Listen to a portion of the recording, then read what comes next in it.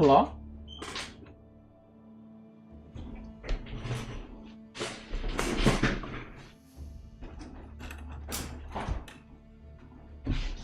Hello? Oh, let me turn off the light. The blinding light. There we go. Yo, the fish tomorrow. Let's go, baby. Mio Micah. How's it level 1006? I never see him playing.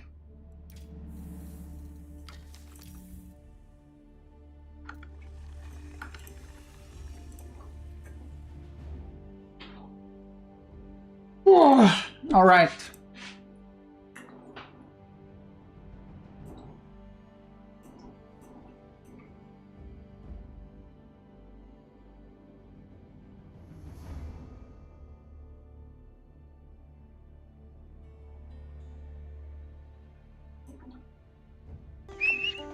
PC!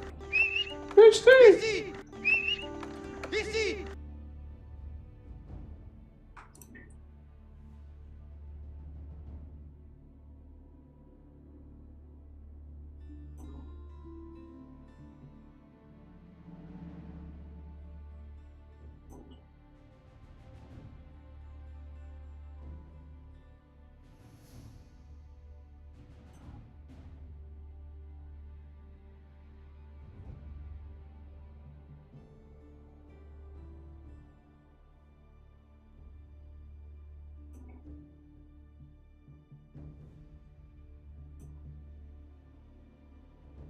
Okay.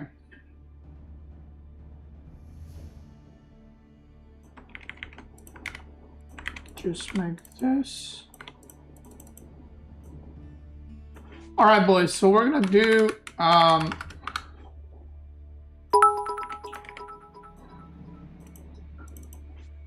Nice to see this clean eating army defeating build scheming hair gleaming version of yourself.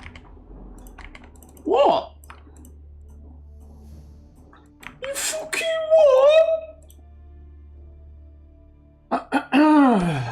Thank you, Purpert. I appreciate it. Thank you. All right. Drejali, thanks so much for Prime, brother. I appreciate that. Thank you. No, I wasn't frozen. I was fixing something on the second monitor. So we're gonna be doing another one or maybe two Rus games, and then we're gonna be jumping in to Mongol. That's right. That's the plan.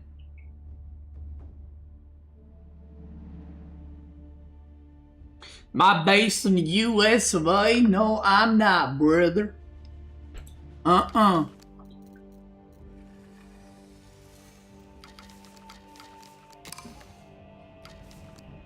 Let's go for that Roose. Dude, is May sniping me right now?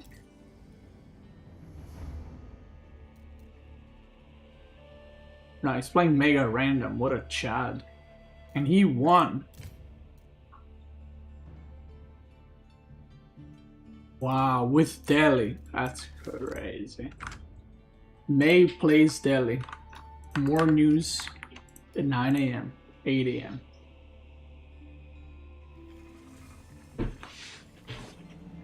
Will you go over how to defend... Oh, another Ayyubid.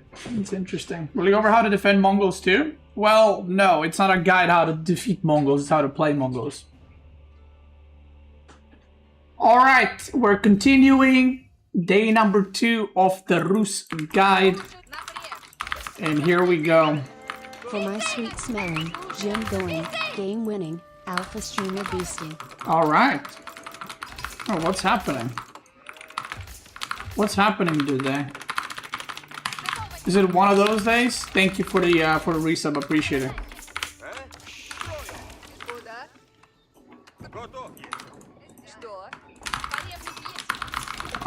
Okay.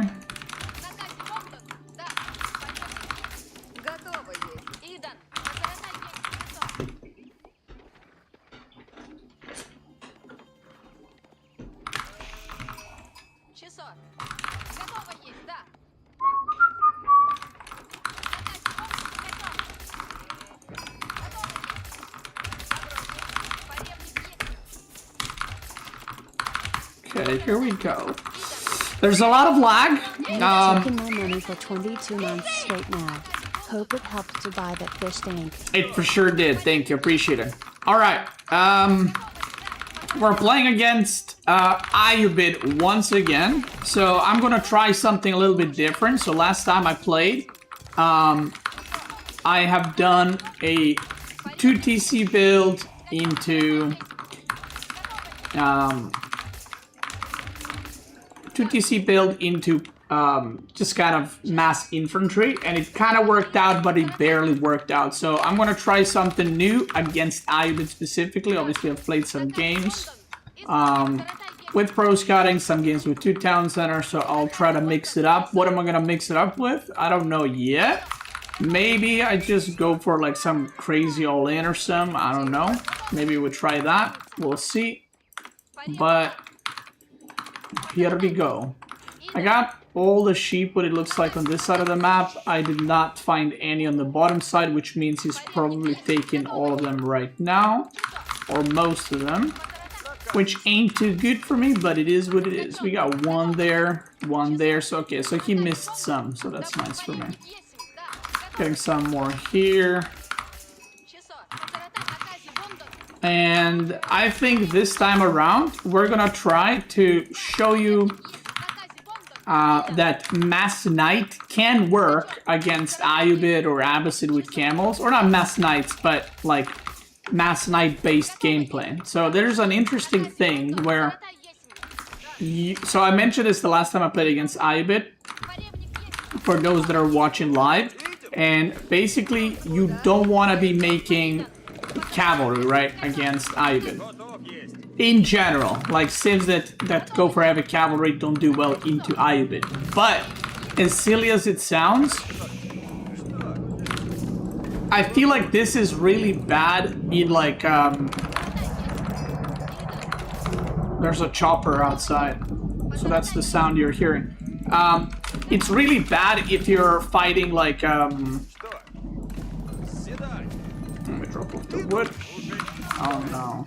One worker did, oh my god. The workers didn't drop off wood. Now I can build a camp. Okay, so here we go. So lancers, camel lancers into knights are very good in smaller numbers. But actually in straight up fights, I don't know what exact number that is, but there's a point where if you ooh, he's gonna go fast castle. Okay. This is one of the most annoying things that you can do is Roose, by the way, torch the towers like this. But after a point, when you have enough knights, you can actually do well versus camel lancers. And the reason for that is camel lancers in straight up fights are worse than knights, even though they debuff the knights. But what makes camel lancers better than knights is the fact that if you're having like massive fights and you go camel lancer, like let's say crossbow, they're gonna mow down your army because crossbows will do most work. But if they're heavily relying on just camel lancers, you can actually counter it, okay? So it's a bit of a weird way how it works out, but that's how it works. So it's like camel lancers or any camels do counter cavalry, but there's a point where they actually don't. Now camel riders from Abbasid are different, but yeah, we have no Abbasid here, so we're not going to talk about that.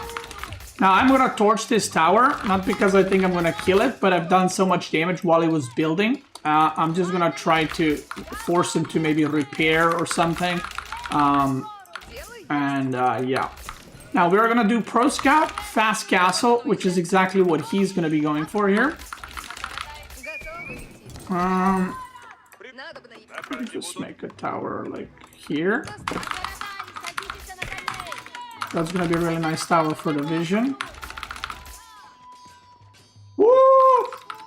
Ooh, that's really good. Ooh, that's really nice. That is really nice. We appreciate his sacrifice. Now I'm gonna check if he has any production buildings or not, because that's very important to know. Okay, Desert Raider. Gonna make an archer range and try to push that away a little bit. And he is chasing my scouts, which is a bit annoying, but I could have probably scouted a bit faster and a bit better. But like I said, it is what it is. It's important that we're getting pro scouting. We're going to do fast castle, and then we're going to go into knights. Now, one interesting thing is, playing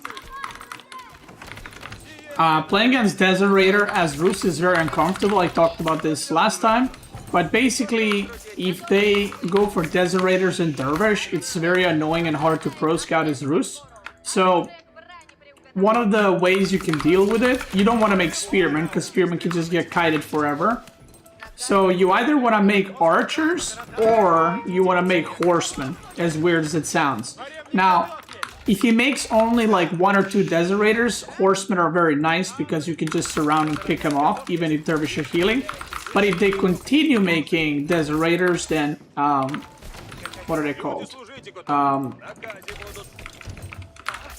Then Archers are a lot better, because the Dervish will just out-heal multiple Desert Raiders, and also they're going to out-damage your army quite a bit. So I think making Archers at this point is probably just better. They're cheaper in the food, so you can also age up quicker. Still alive 1 deer on the right side? Yeah, there's a lot more deer alive on the right side. It's 4 more. But I can't pro scout there, brother. You blow a dent!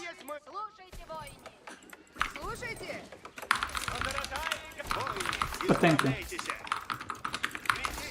So he can't really do much here. He's got 3 Desert Raiders, and he's probably still going fast pro castle, I almost said. He's gonna go fast castle, but I got a lot of deer, so this has been very successful for me, and I can stop making archers. I could make a couple of more, but I really don't need to. So I'm just gonna stop right here, and we are almost there. I'm gonna get wheelbarrow because I have enough gold. I'm just gonna sell another batch of wood. Okay, there we go. There's only 1 deer at the top, so I'm just gonna go yoink that.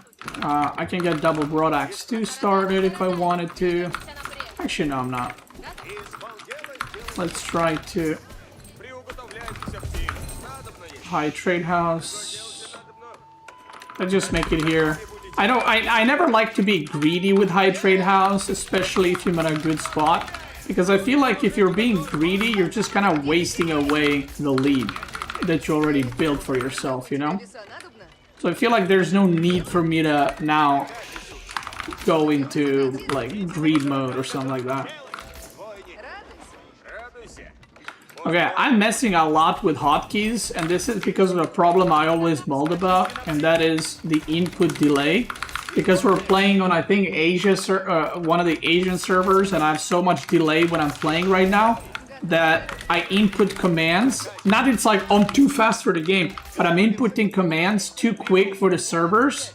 So I'm canceling my own actions that I'm doing, which is really annoying. So, yeah.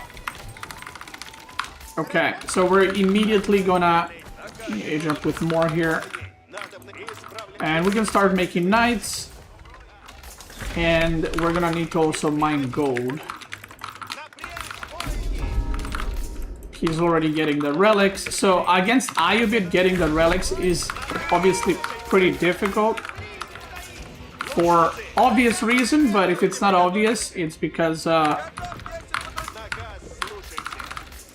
they have Dervish already out. So I'm not planning to take more relics than the Ayyubid. I'm just gonna try to take at least, I mean, 2 would be amazing. I don't think I'm gonna get 2, but 2 would be really nice. So we're just gonna aim for 1. But the way it's looking is gonna be pretty rough. We're gonna try to take his deer pack. And we're gonna go into knights. Need more gold. Now the good thing is, again, there's like a plane or something flying over. I don't know what's happening. The good thing is, if you have a lot on gold and food like this, it doesn't really matter which one you have more, because you can just sell food or buy food if you have too much gold. So it kind of works both ways, if you know what I mean. And depending what he's going for, I can also decide what to counter with. So right now, I'm going Mass Knight, but I could switch up. So what is this? It's a lot of desert raiders. So I'm gonna go archers now, and I'm gonna get double broadaxe too. So that's gonna be my plan, and I think I'm gonna have to be happy with one relic. But what I am getting is I am getting 5 deer from him, which is pretty big. I've talked about this before, but this is like very, very good long term because he is going to run out of food a lot faster than I will. Now, why are we not making horse archers? Well, he's making desert raiders, and the counter for desert raiders is archers. And if I go horse archers, then I'm kind of double countering myself, if that makes sense. Okay, we got a good amount of archers. Oh.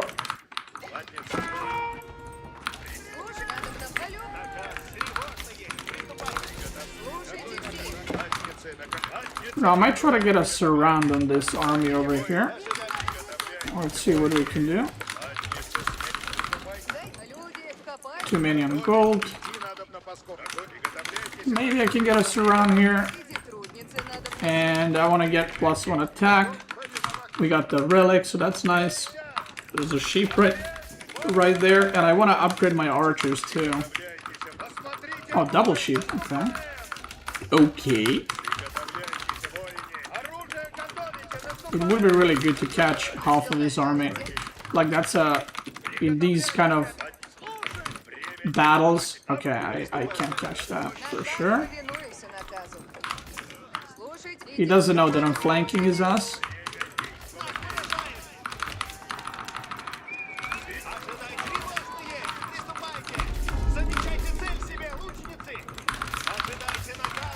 So he's gonna be running. Oh my god, am I not gonna get that?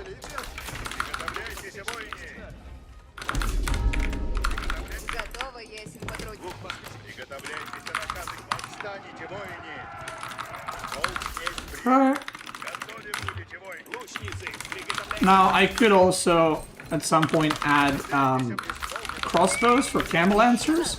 But what's interesting is desert raiders, and I don't know if people know this, but desert raiders actually do better.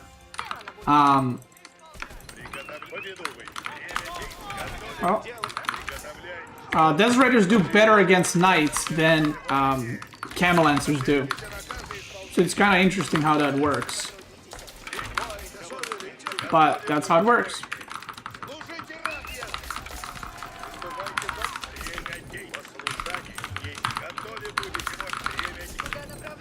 Okay. That's a lot of cavalry. And the reason he's making this many desert raiders is because I'm making knights. But I'm countering it with archers, so if I micro well, my lancers should beat out the lancers, and my archers should kill desert raiders.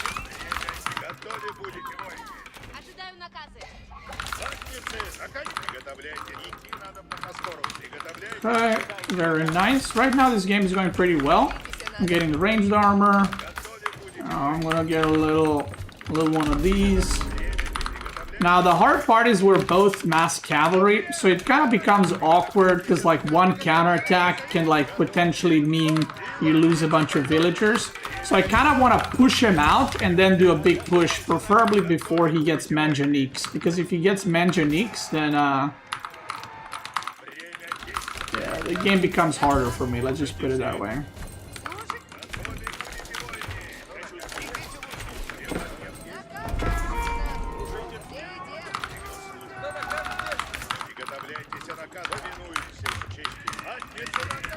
Like, if I catch this side of the army and then push through, that'd be a really strong move. Let's try that, shall we?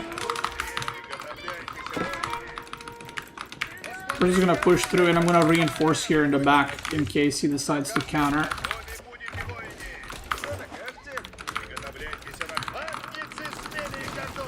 Okay. Oh my god. Every time I move out, it just goes back in.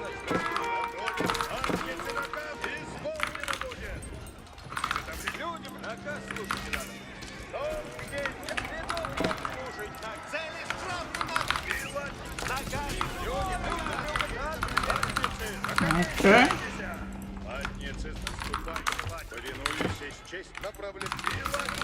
So I think he's killing a lot of villagers, but the army that he's trading and the way he's trading the army is terrible. AKA, this was like a million times better trade for me than it was for him, basically.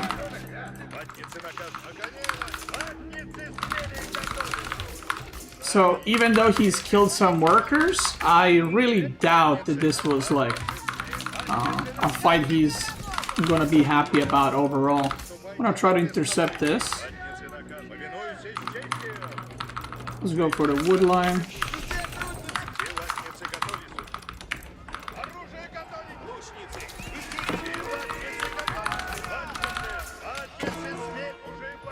Yeah, I'm just gonna rally home, and now we go. See, now I chased his army away, and now I can push through. Because he lost a lot of units, and now I want to fight. But not like poke or whatever, I want to fight to potentially end the game type of fight. And he's making a lot of camel lancers, so I'm actually gonna transition into... I'm gonna transition to a lot of crossbows.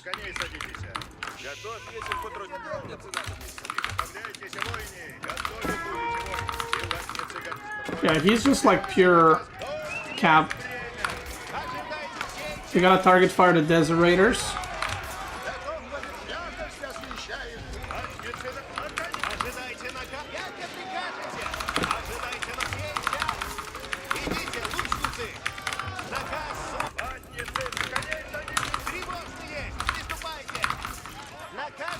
Try target fire some.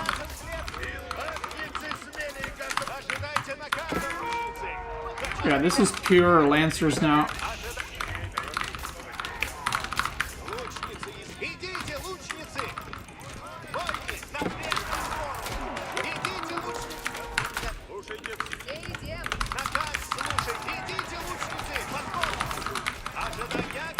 Pretty sure I might even be ahead in workers, but maybe that's just copium.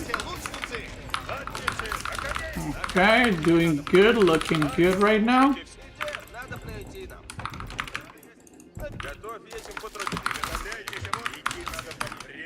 I really want to decap these sacred sites because they do give quite a bit of gold income, but those are his last food sources.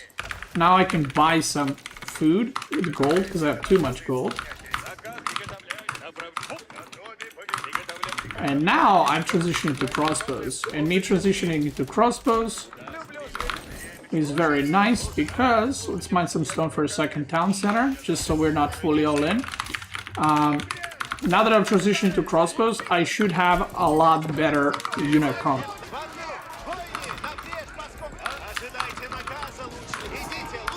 Pick these off. There's so much lag that when I click, it's like the command already went away.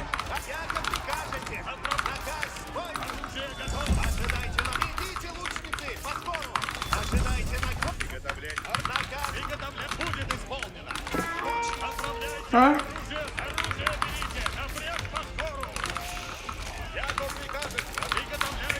Let's go. We have a lot of crossbows now. Yeah, he has to go back. And now, as long as I don't take super bad fights, he should be completely out of food. He should also be out of gold. I mean, he is out of gold in the first one. So what we're gonna do is heavy committing to gold units. And I need to go back to mining over here. So crossbow knight is the way. I'm gonna check which gold he is on so I can push that side specifically. Can make a TC right there as well.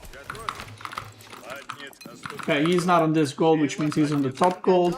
Maybe I'll be able to distract him so he comes... I forgot Boyer's Fortitude, actually. I kind of want to kill this tower, actually, so because it's giving him notice when I'm pushing from this side.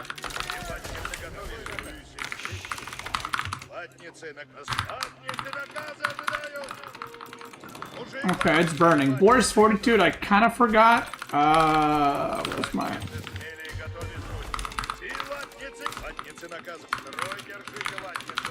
So I'd love to get that.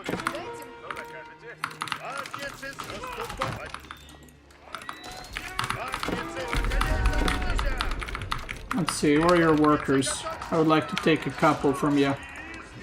So the farms are not here, which means that his whole eco is on this side. Yeah, his whole eco is there.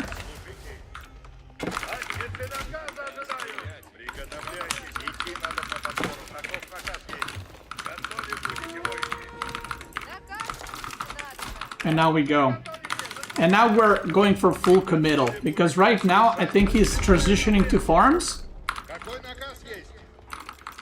Or he doesn't have a lot. Either way, he probably hasn't made units in a moment. Let's go for some sacred side captures. Knight raids, we'll send another knight around on shift click, which is a very powerful and good move to do. And I'm just selling wood in order to make more and more units.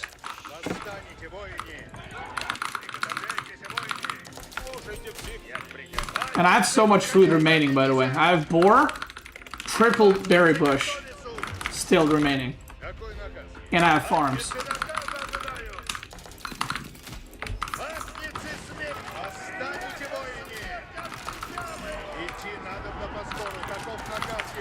Okay, he's going horseman.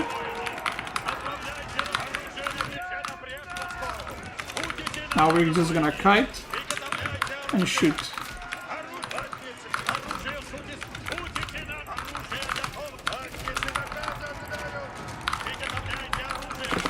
Crossbows give crazy good value right now because the units that the crossbows are killing are very, very expensive.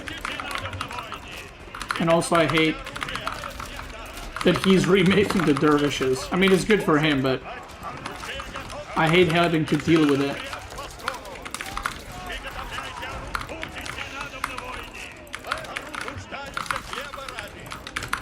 Okay, very good trades.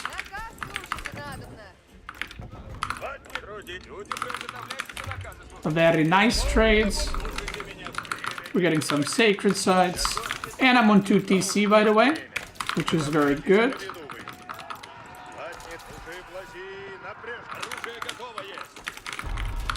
So this is, I'm kind of doing a game against Ayyubid or just camels in general, just to show you guys you can go camel or knights. It's just, yeah, a bit of a tricky one, innit?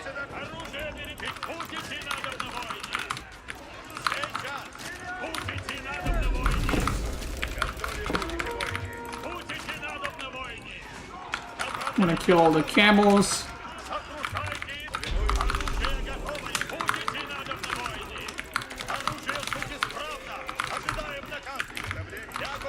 But you can see that this game, compared to the last Ayyubid game that I've played, he's not actually making, what's it called? My opponent is not making any manjaniques, and that's because he's now stuck in this mass cavalry kind of style, and he's having a hard time like getting away from it. +1 ranged or melee armor, sorry, would be really good here. And more knights would be really good here as well. So I have enough crossbows where I can snap lancers and kill, or cam lancers and kill them. But he's got a lot of horses, and I kind of want to counter that a little bit. Let's wall this. Alright, look at that. My production's looking good. My eco's looking great. Can get some more eco upgrades. Okay, very nice. Getting farm eco upgrade.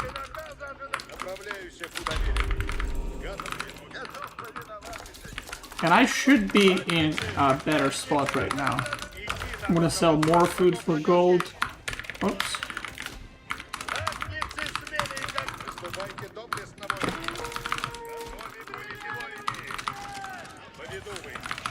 I want to force fights, like I don't want to wait for him to get a good charge or something. Let's just kill villagers, you know?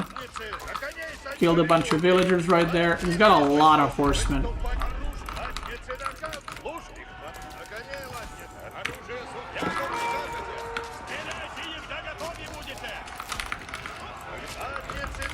I want to kill horsemen with my knights. God, micring with this much lag is so painful.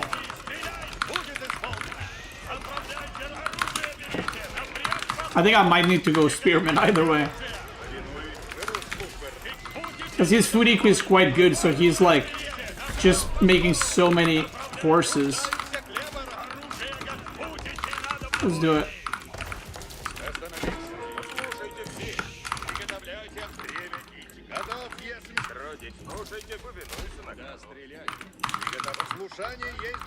I'm definitely ahead in workers, so I just need to secure the win right now. And we're gonna do that by playing it smart. We're still gonna make a lot of knights queued up, and we're just gonna go spears and secure the win. Okay. Now I can still raid. Like, I don't need to sit back home and just do nothing now, because you also want to kind of keep your opponent busy.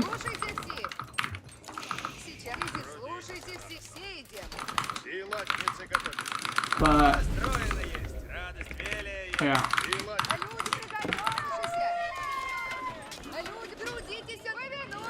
Let's go for that boar.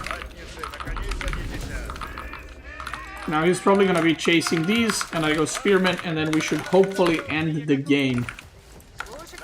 But you can kind of see, like, mass knight style is possible, or mass knight. Knight archer, knight crossbow. It's obviously a lot harder to pull off, but it is possible. He is holding on pretty well, and managed to do a good transition to food as well.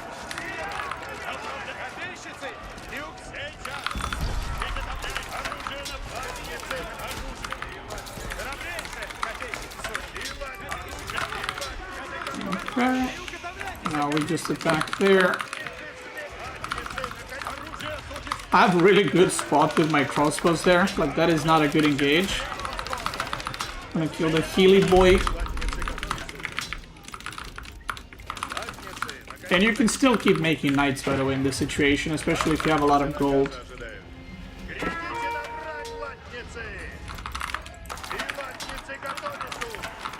And now hopefully we can push through, but because I don't think he can afford a tech switch like I just did, and I definitely could because eco a lot greater than.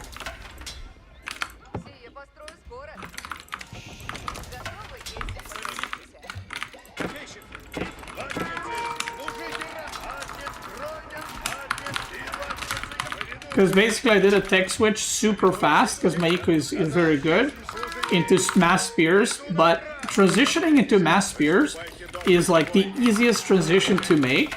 Second easiest is transition to like mass cavalry, because you just make it, but I feel like for transitioning now to mass archers or something, it's very hard because having 10 archers is not going to do anything here. Like, you need 30-40 archers, right?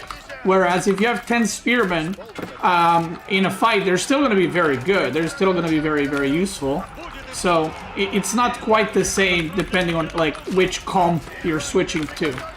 That's one thing to note. Also, like, if you're transitioning to mass lancer or just cavalry in general.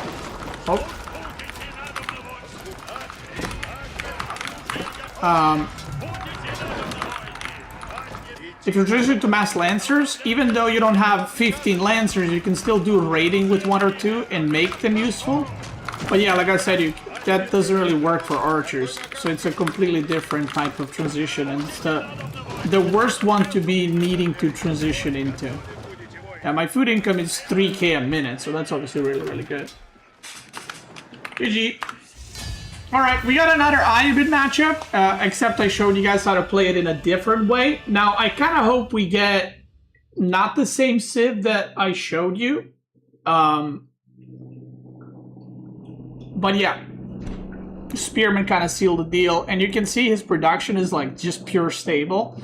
I'm going to show you the economy count. Yeah, so towards the end, it was really, really bad.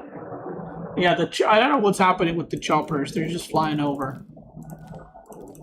Chopper airplanes, yeah. So I was way too far ahead. Now, this is one important thing, and I wanna make sure I explain this, because someone might say, if you went or spearman earlier, wouldn't it be better? Well, see, this is the thing. If I went spearman earlier, I wouldn't be able to build up the lead that I did, right? Because the game would be completely different. If I went spearman crossbow, he would be able to harass me to death, because I wouldn't be able to keep track of his units.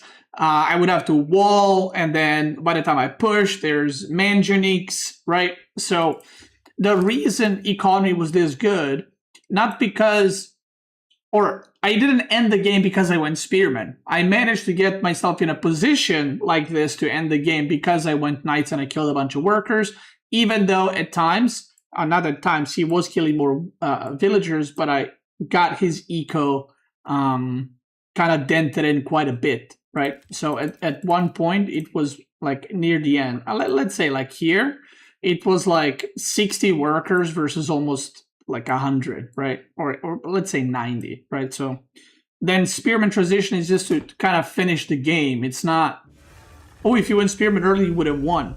If I went spearman early, he would have gone mass archers probably. Did you go all in on that last fight in your base, or did you miscalculate? Well, that's one of those things where it's like, you go in and it looks really good, but then you realize, oh shit, I'm trading army for villagers, and that's still fine, but if you can defend the counterattack, right? Like if you make your opponent idle their eco for like 2 minutes, so this was here, right? So if you make your opponent idle their eco for 2 minutes and you kill villagers, you probably have time to remax. But if you lose all your army in 20 seconds and you kill 15 villagers, you might lose the game right after. So you can see this is where he dove in. So I was on like 51, 52 villagers, and I dropped down to like 44, 45. So I did lose 7, 8 villagers. But then the counterattack, you lost more actually, which is kind of funny, right? So you lost more. And that's around what, 15, 16 minute mark. So this is where he dove in and he just lost the army. And my army didn't really fall too much. And then this is when I attacked him. We traded, but I killed more villagers, right? So, yeah. So that's something I wanted to explain, because I feel like a lot of people, this is one of those common comments I have, which is like, well, if you went for this earlier, you would have won the game earlier, which is not how it works, because that's based on the assumption that the opponent would make the same units, and the opponent wouldn't make the same units if I made different units, you know?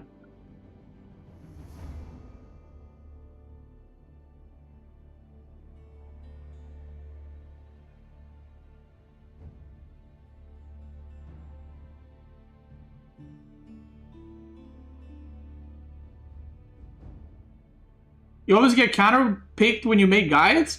I'm not gonna make any, like, I'm not gonna say, like, yeah, every time I make guides, people are counterpicking. I'm just gonna say that when I am now, I don't remember last time, but when I made guides for English, French, and Rus, I feel like I'm getting the worst possible matchups for the civs every game. But to be fair, any matchup for English is, like, the worst matchup, you know what I mean? Like, if you look at my Rus matchups that I've played for the guide, it's Japanese, Lancaster, French, which to be fair is more than fine for Rus, maybe even good for Rus, and then I got double Ayyubid. So, yeah. And when I played French, it was Ayyubid, House of Lancaster, Japanese, China, House of Lancaster, Byzantine, Rus. Which is like, you know.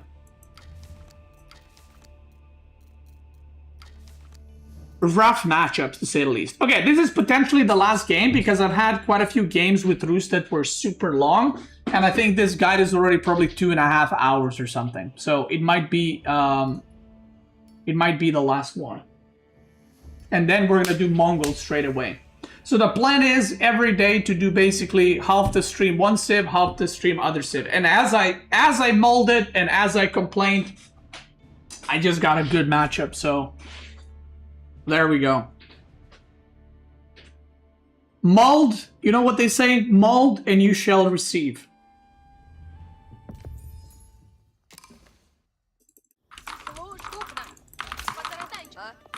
And we're not even playing on Asian server. So, I mean, if that's not a double win right there, that's a double kill. No, no, no. Double kill, kill, kill. You go make that thing there. Wow. Good matchup, Rocky River. You know what I mean? Wait, am I on the EU server? Now I'm doubting. Or maybe the last one was super fucking lag.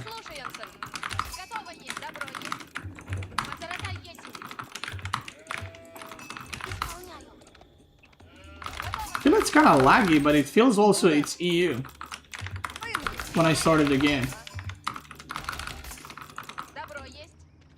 Look. There's definitely a little something.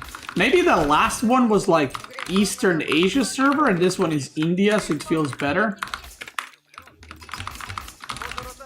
You know, it's like when you go from like 250 ping to 200, you're like, yo, let's go.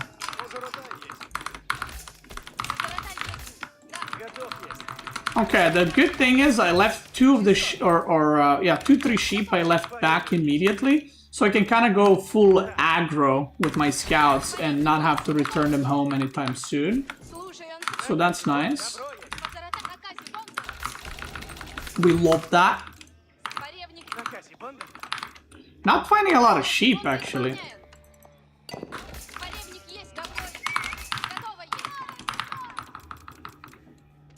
Which was pretty unfortunate.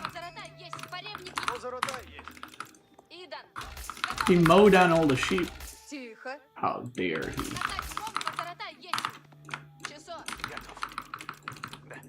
He's already killing some deer because he wants to make pro scouting miserable experience for me. Which is, you know, fair enough.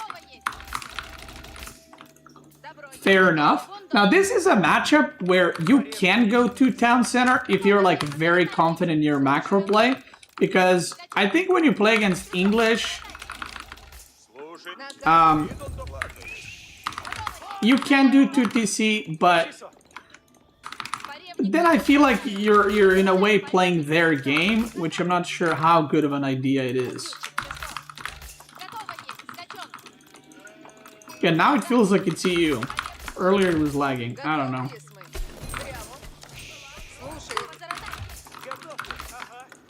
I don't know. Anyway, 15 sheep. Could have been better on this map because this map has a bit more sheep than usual. It's UK. Okay, okay.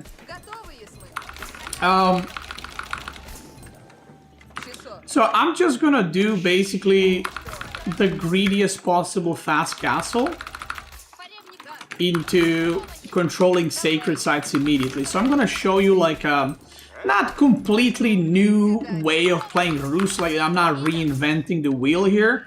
I'm just gonna show you a good way to punish English.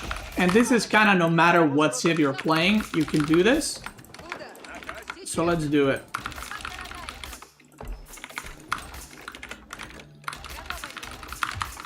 So basically what I'm gonna do is let's go for 10 on wood and then we go back on food.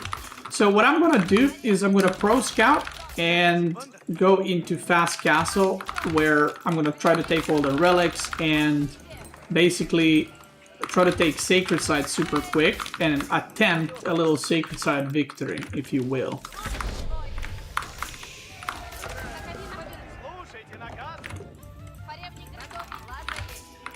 He's probably gonna put second TC here, I would imagine. I'm gonna go torch it a little bit, be annoying. Pro scouts engaged. He killed these deer too. Okay, dude. I do want to see where his second TC plan is, though. Kind of feels like it's gonna be here. Yeah. What you can also do to be a little annoying. Okay, he's building it with a lot. Okay, Jesus.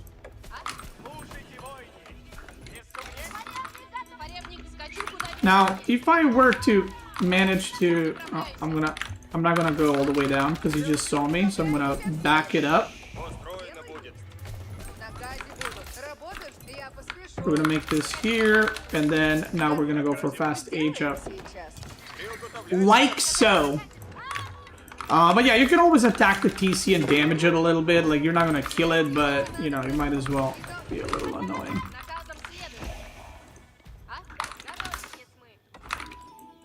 If I manage to yoink these, that'd be quite nice.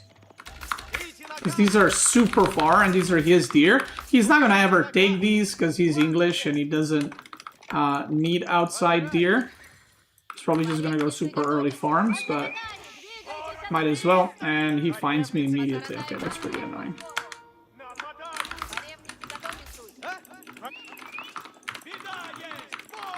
But the thing with English is he only has king, so...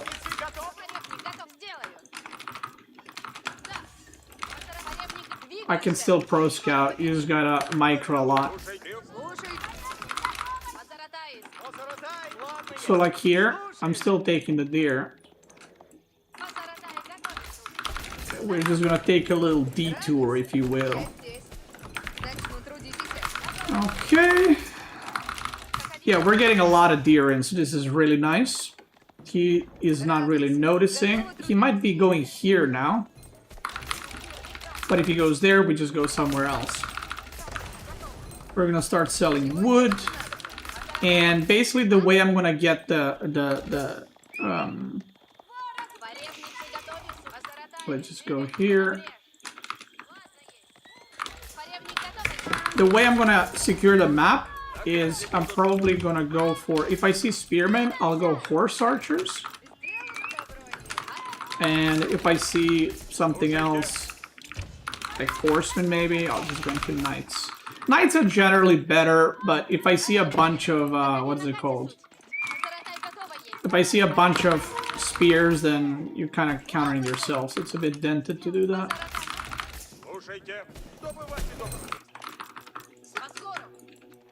But like I said, you can see I'm still pro scouting even though he's being aggro. You just gotta micro quite a bit.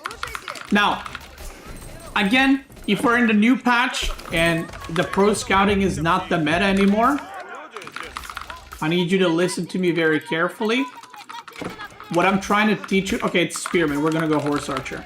What I'm trying to teach you here is not the build order. What I'm trying to teach you is how to deal with these civilizations when playing. So, I could have gotten to this point by going 2TC, or I could have gotten to this point by just going here and making a wooden fortress and putting 8 villagers. It's just a different way to get to where I'm about to get to. Does that make sense? Thank you very much. Because like I said, I don't want people confused and like fumbling over this whole like, oh, it's post-patch and now scouts work like this or they're bad or whatever and I don't know what to do now. For that, I'm making new build orders, baby.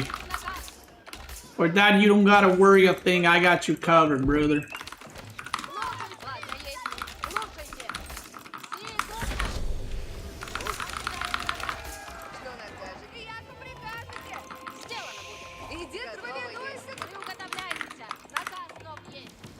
Okay, we do want to get monastery immediately, and we know he went spearman, so because he went spearman, I'm gonna open with double archer range. Bro, did I really run into his scout?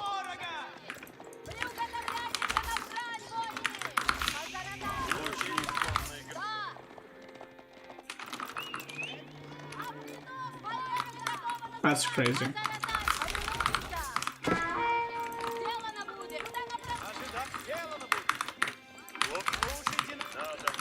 Okay. We can go second monastery too, by the way, because I want to get all 5 relics and capture sacred sites immediately. And we're immediately taking the map control. So I know he's probably going to go white tower.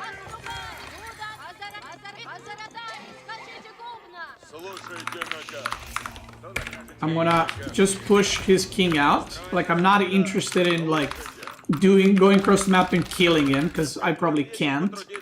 So what we're gonna do for now is we're just gonna take map control and chillax. I would love if I could actually kill the king, because that would make it a lot easier when he ages up so the king doesn't get all the bonus stats and stuff. So I'm actually gonna chase that while I go pro scout with the rest of my dudes.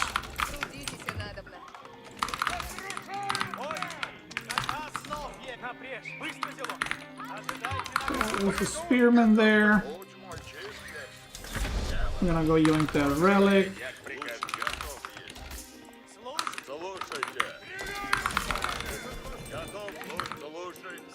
Okay. So we're taking the relics. I've almost taken all of them. And once we do take all of them, we can work on our evil plan to get the sacred sites as well.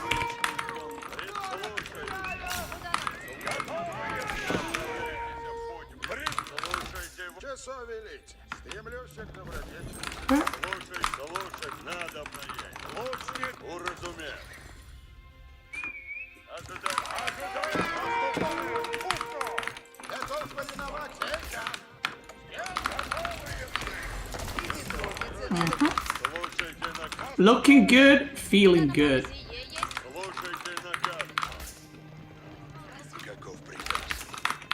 See, he's still trying to deny there. And now I gotta figure out what unit comp is he going for. What am I gonna need to counter, basically? What is my next step gonna be? And we can check that by simply running into his base. So now I should have full map control. Okay, horseman. I see horseman. I say, okay, let's go stable here. And we can start working on our plan to annihilate and control the whole world.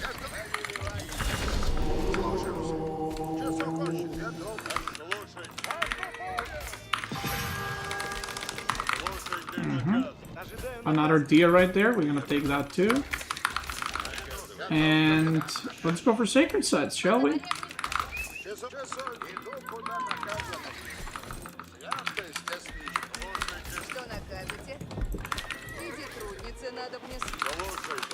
Now, another good way to hold sacred sites is to... I'm gonna go kill this spearman behind. Another good way to control sacred sites is to build... I'm just gonna Warriors Fortitude. Is to build a bunch of wooden fortresses on the sacred site. He's making a lot of archers, so... Or a lot of horsemen, sorry. So I need to get into knights as fast as possible, although it's not the biggest hurry at the same time because he just started making horses, but yeah. More deer. We take those.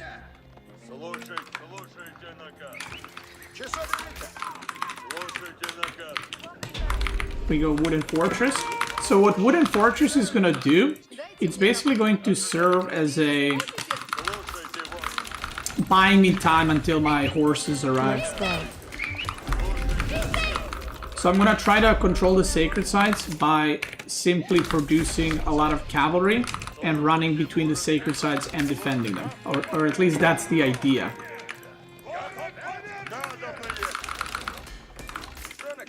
We need more stables. We're gonna try to get some more... Oh, something's here. Horses. We're gonna buy stone.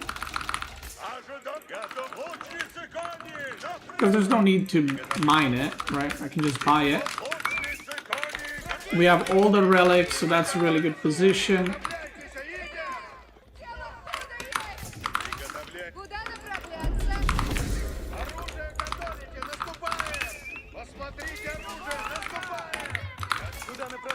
Is going into probably spearman, horseman, I would assume. Ooh, I'm pretty far away from there.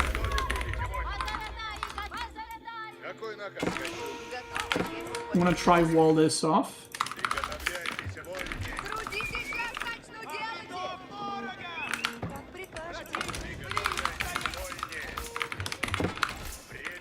And now we control all three.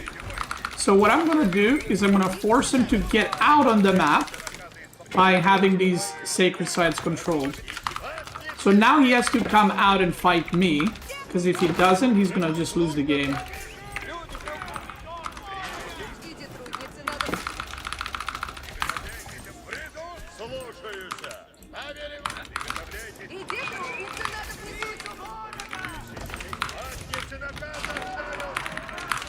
Okay, so he's chilling in his base, which is what most English players want to do.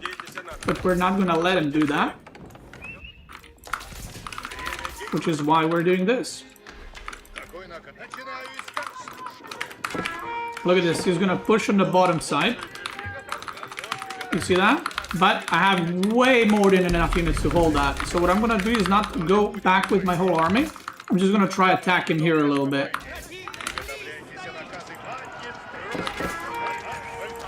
And this is just spearmen, so we can just kite.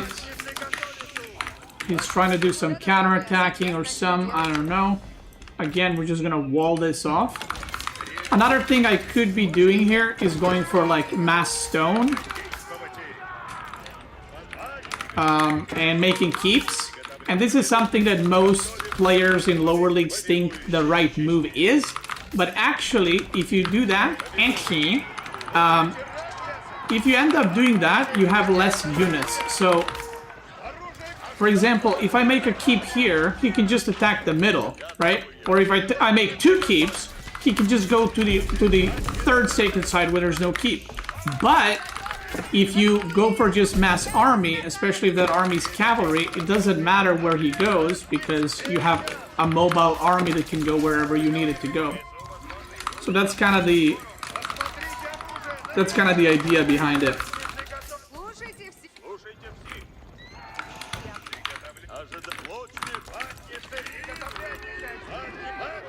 The knights are cranking. So now I can just use the army and be super mobile. Now, I always say this, but if you don't have APM or you're struggling, you know, to do multiple things at the same time, just going for keeps, if you're playing in lower leagues especially, just going for multiple keeps at that point is going to work just fine. And you're going to force your opponent to get out on the map. Which is, like I said, the whole idea behind doing what I'm doing is to force your opponent to be like, oh, I cannot sit in my base, actually, I have to go out. Which we all know those evil English players just want to sit in their base, do nothing. They just want to disgust us all.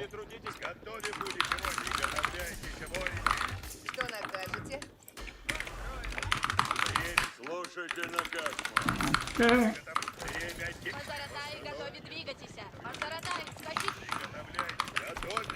There we go. So now I have two groups, but I could also use this as one massive control group. And his gold expired, notice that. So he's here. So we're just gonna hit there right now.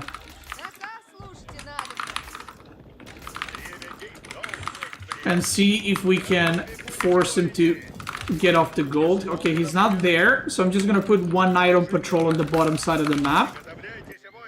Oh no, no. Oh, come on.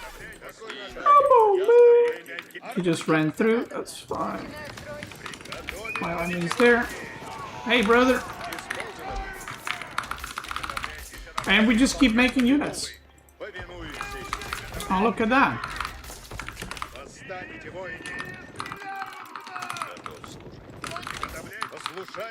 Would you look at that?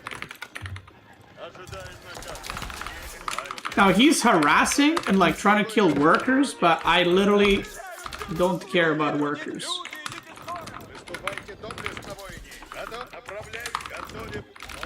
He might actually... Okay, he's gonna kill my workers there again, which is a bit annoying because I've been trying to wall that off for a while. So what's interesting is he might try to... One of the common responses in situations like this is for the opponent to actually go for... oh no, am I gonna...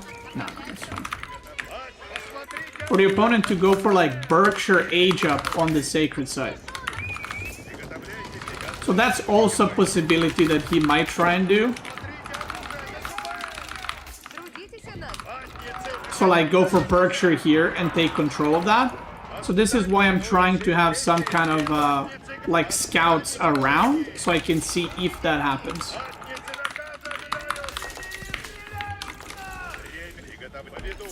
I'll make a couple of scouts there.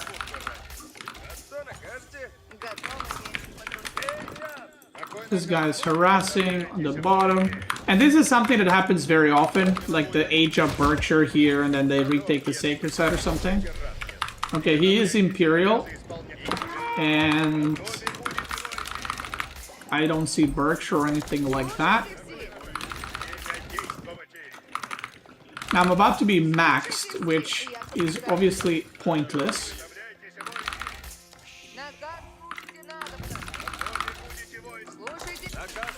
So what I'm going to do instead is I'm going to start mining stone.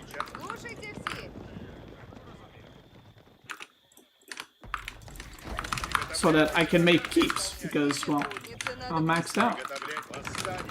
Now he's going to have an upgrade lead. Loved your casting. So nice to see someone with so much game knowledge explain tournament matches. Thank you, brother. I appreciate it. Thank you, thank you. So we're going to keep these guys here. Yeah, you see that? Now he wants to push multiple sides. But obviously I'm going to be ready for that, because that's kind of expected and in a way very obvious. So preferably I would love to have my horse archers on the inside and just everything else on the outside. I can also go for Spasskaya Tower age up.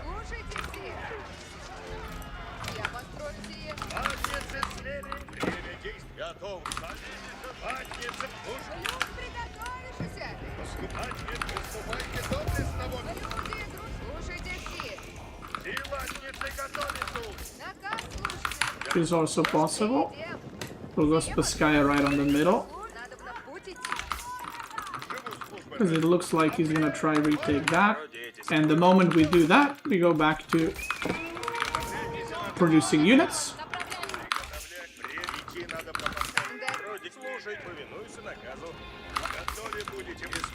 Now, since I think he saw Spasskaya, maybe he didn't. What I'm gonna do is I'm gonna just rotate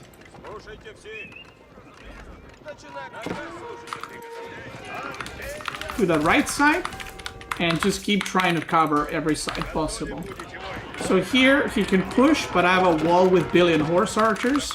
Middle has Spasskaya. Left side is kind of the most open one, but at the same time, even though it's the most open one, it's still pretty hard to break through because it's the furthest one, so the reinforcements are pretty hard to get to.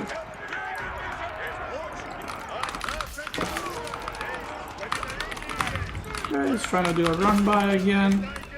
I should upgrade my units actually.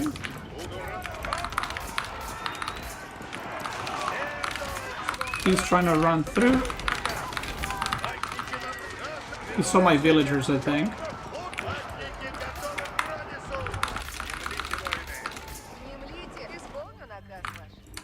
Don't have a lot of food. Can buy some food. Sell wood.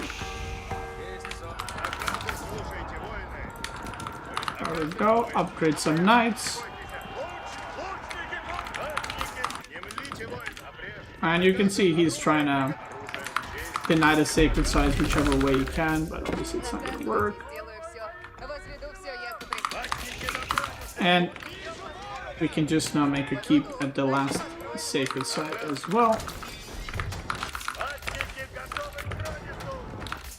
It looks like this is going to be his point of entry. We're going to send 2 knights here to patrol, and everything else we send here. I'm going to get bombarding placement, and this is going to be our battle. Like, he's committing here. It's obviously not many seconds remaining.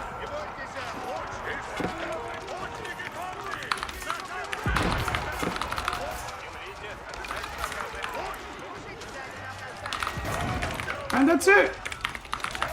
That's how you pressure and push out any campy cids out of their base in order to...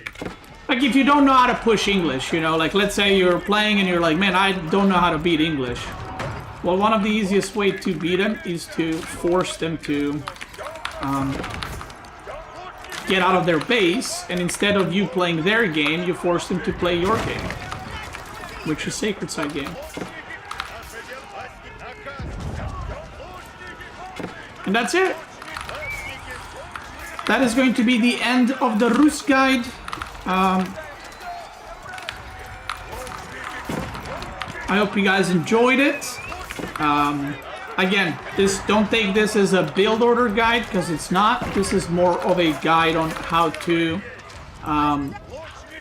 deal with certain civs and how to react to certain things, how to use your units, and so on and so forth, and me explaining my thought process. So, GG, well played. And I would say this is one of the easiest / easier matchups for Roose, simply because of the way the game works out. I feel like if you go 2TC and they go 2TC, you can get them to castle faster and take the relics, so then you're even eco, but you have the relics.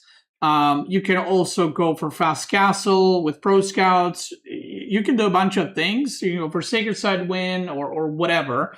And English is just a little bit too slow, and they have a hard time contesting you. So there it is. Now, if you're watching this on YouTube, I want to thank you so much for watching, brother. I appreciate that. The next guide I'll be doing is going to be the Mongol. So I'll be playing Mongols for a couple of hours and then explain my thought process during that. But yeah, once the new DLC hits, depending when you're watching this, it's October right now. So once the new DLC hits, if there's some massive changes to some of the civilizations, I will obviously make the new guides, the new build order guides, and so on. But yeah, hope you learned something new. And if you're watching live, let's keep going. Boom. Bing bada boom.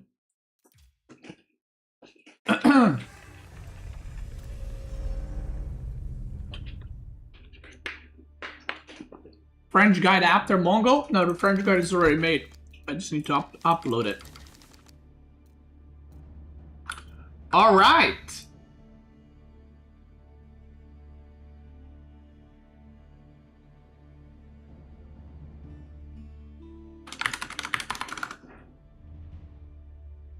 Alrighty then.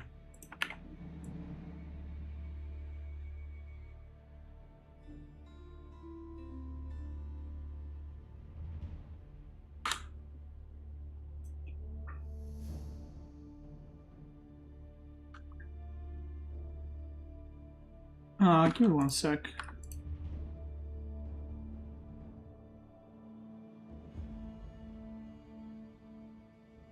Don't act like you upload that. I don't. I never said I do.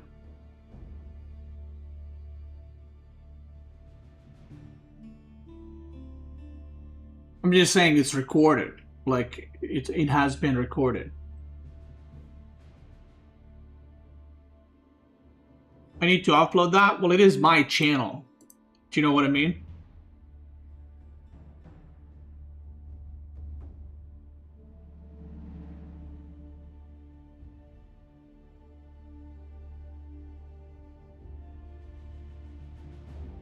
Think I'm learning so much and I've only played AoE 2. StarCraft 2 is nothing on the deepness in AoE 2. I mean, StarCraft 2 is pretty shallow in terms of strategy and knowledge. It's just very hard mechanically. Like, you know, micro. Even StarCraft 2 macro is a lot easier. Yo, Core, why are you yapping? Yo, Core was sending me pictures today, fully naked, flexing and shit. I was like, bro, Core, you gotta chill. Like, what the hell is happening right now?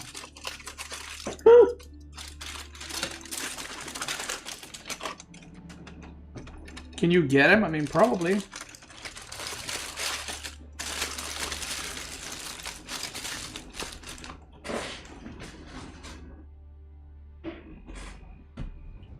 Okay, so I need to have a quick eat. Wayman made me, or made us, a steak. Don't show them too small, embarrassing. Don't worry, bro. Don't you worry. Yo, tomorrow, this thing is gonna have fish in. Am I doing any cheat meals? No. I literally have been, like, when I'm committed, I'm committed. I've literally had 0 cheat meals. 0. Bro, I'm locked in as fuck. Dude, we went today. Marika needed to get glasses. And I was sitting there waiting for her while she did the exam and everything. And I looked at my legs and I was like, damn, bro. Like, you know when sometimes, like... Okay, let me... Dispelardi. Is there any games I can observe? Is this demo? They're both hiding match history. Orbanus, can't observe either. You know when, like, you don't see someone for a while and they're like, damn, bro, you're looking, you know, you're looking good or whatever, right? Or like they notice the difference. Do you know what I mean?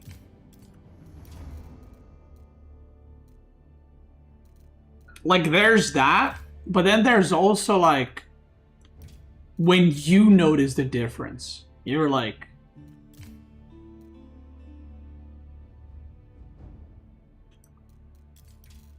I just want to watch someone like... What is May playing? Is he still playing FFA?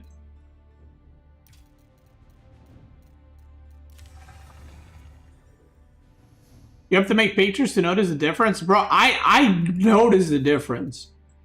Like, trust me, I don't need pictures. Obviously, I'm gonna take some, but... Yeah.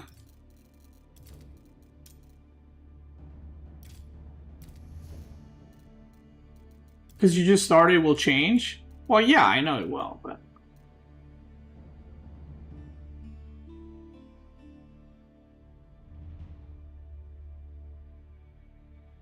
Motherload. Wait, who was Motherload again? Wait, who was Motherload?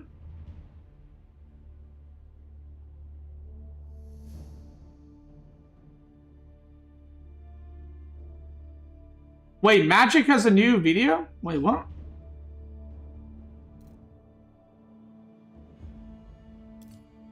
Yeah, I'll just watch this. ICBA. We watch this. Send it.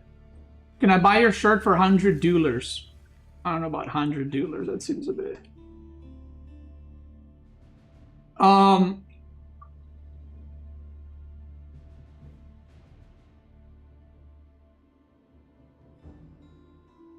I enjoyed your video of bad UI in AoE4. Can't you in some pro spam to update it? Bro. Trust me, I tried. Trust me, I have tried. So we're watching Muhoda, the #1. Is he a #1 Polish player?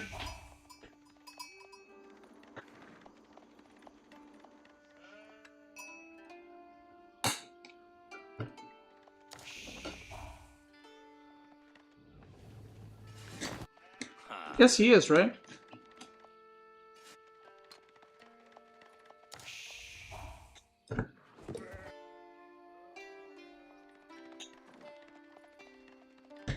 Get rid of the fats. This knife is... This knife is not it. Bro, I'm just gonna bite into the steak. He's #1 and #2. Damn, he's really good.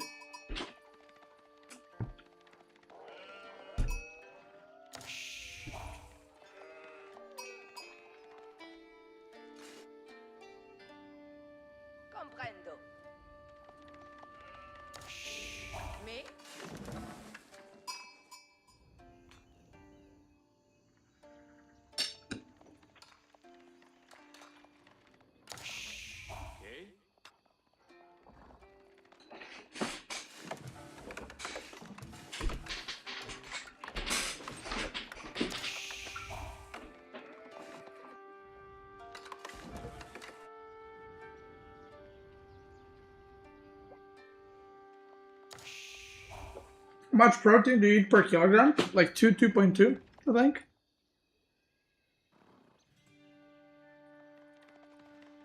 .2, no, not 2.2 plus. But I'm not like down to like, you know, 2, 3 numbers.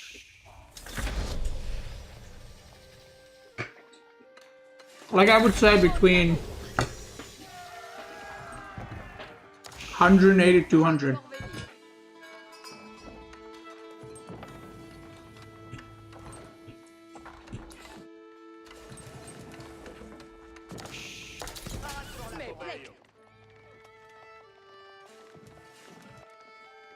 Okay, we're gonna watch this game while I eat because I'm hungry.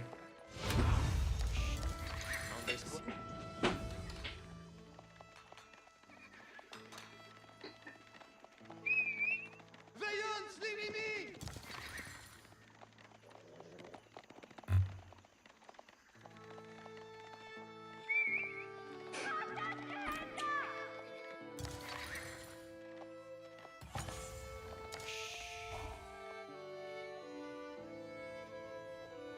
Okay, what are we having? Pro Scouts for JD and Demon Civ's not doing anything. Okay, let's watch from this POV. Will I participate in Wall a lot? I don't know.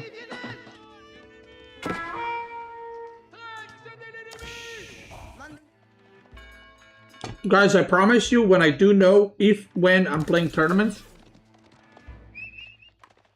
you'll be the first one to know, okay?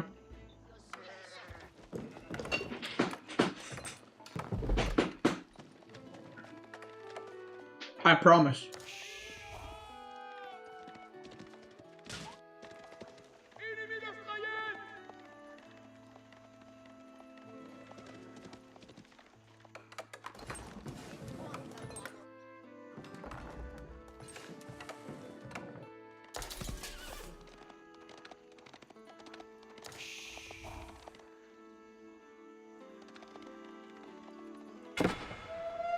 What are we watching? A little ladder game. Oh, is he gonna lose a villager? Oh, he's oh, never mind.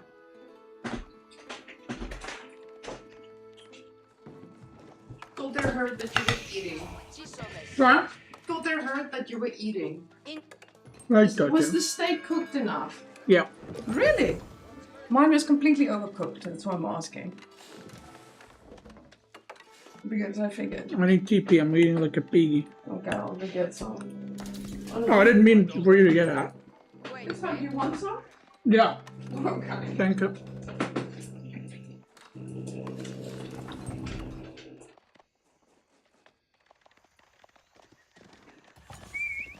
On the fourth day, God invented kitchen towels.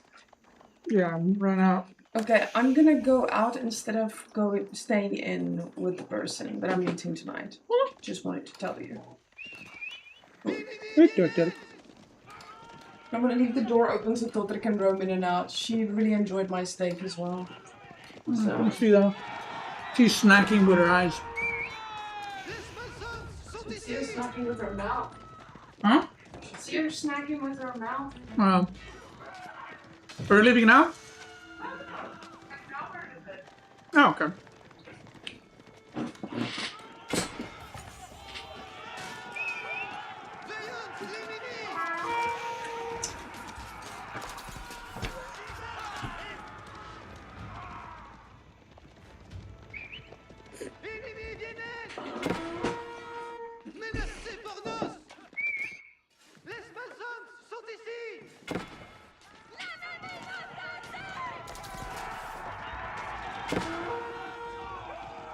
You guys remember JD on release? That was good times.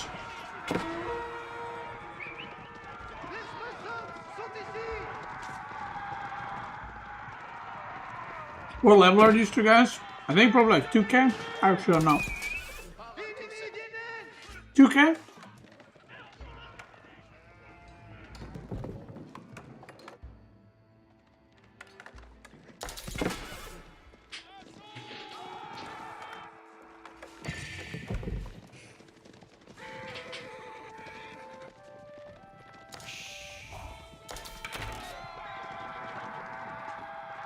He's just showing another Lancaster lost to prove his point. Well, I just entered a random game. If Lancaster loses, I mean, there's your answer.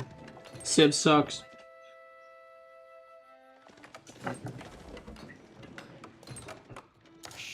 Like, if I just open a random replay and Lancaster loses to JD, I mean...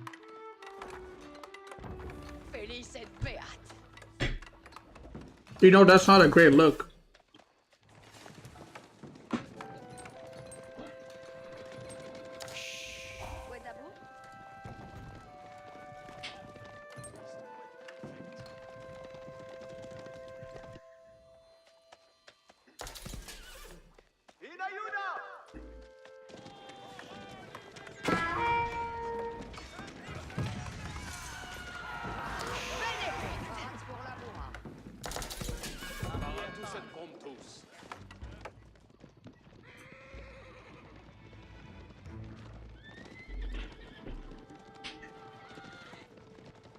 I'm pretty sure there's too many on food. Bro, Lancaster's so bad. Look at this, losing. Wanna watch Map Hacker replay? No, I'll pass. I don't care.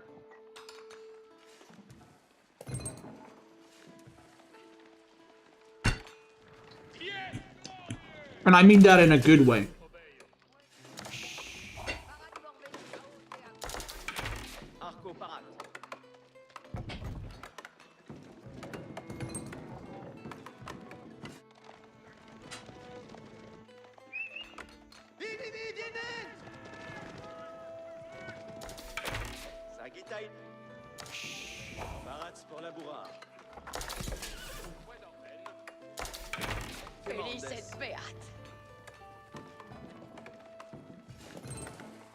How's JD out of food already? I guess Lancaster got all the sheep or something?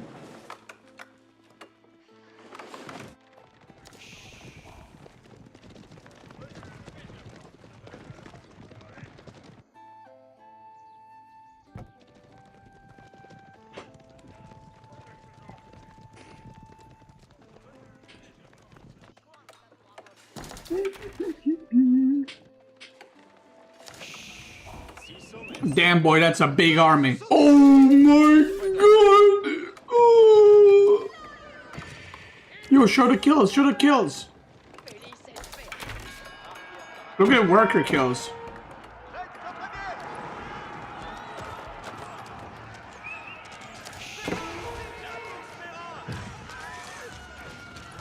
These archers shooting at Hobelar. JD, damn boy!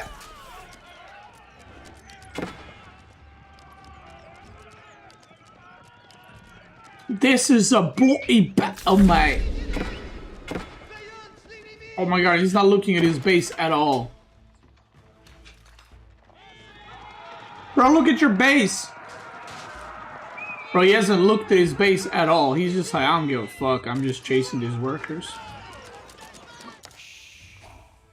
Run, run. Oh my god, he's been gathering them berries. What is Lancaster doing?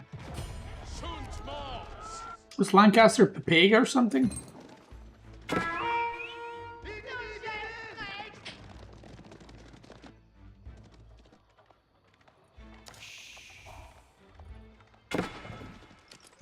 Wow, Lancaster played so much better and he's gonna lose. That's crazy.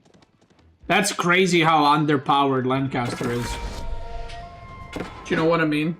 Poor Lancaster. They really gotta buff it. It's so bad.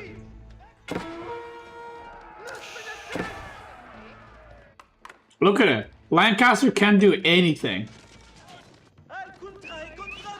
Look at this. Lancaster is just so... he just can't do anything. Like, what are you supposed to do against this many knights? Tell me. Go ahead. You can't do shit.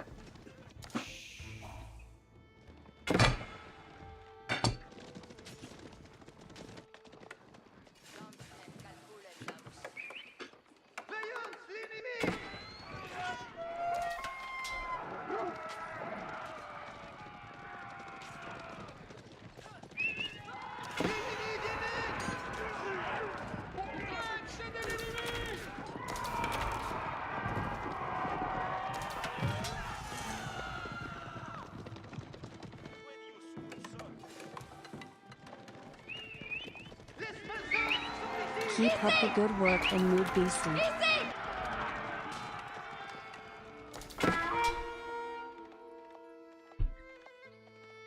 Narzul, thank you, brother. Rachel, Modi, Core W, Timothy, Insufferable Hamster. Thank you, guys.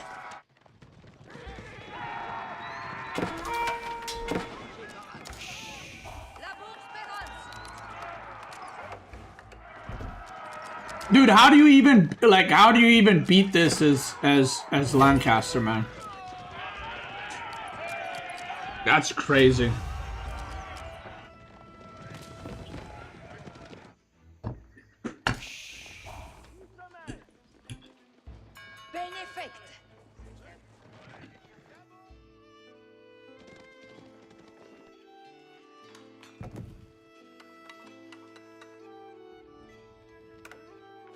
Anyone else thinking that Lancaster is kind of overrated?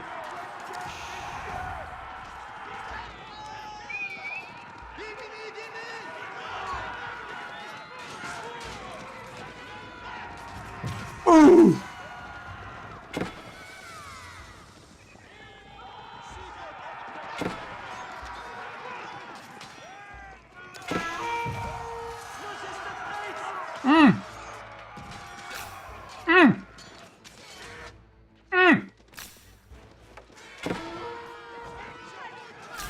Ooh. Perfect play from JD.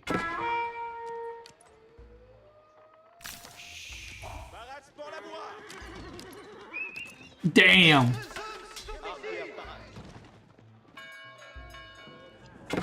You see that? Lancaster gets such a good fight and still is gonna lose the game. Feels bad, man.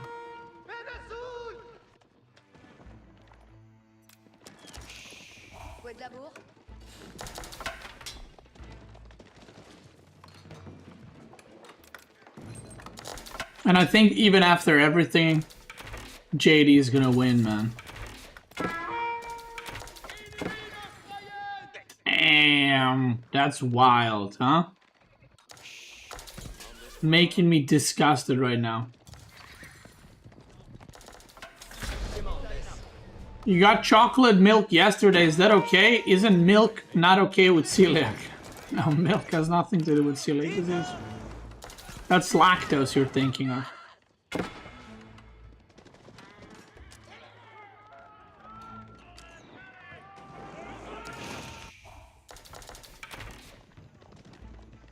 Okay. Can JD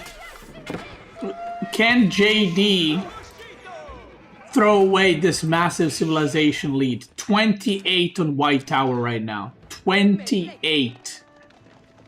With a struggling Civ with 46. I think they're 46% win rate right now. Struggling. House of Lancaster. Can they beat JD, the terror of House of Lancaster? He's making White Tower here or here. What's this? Here or here?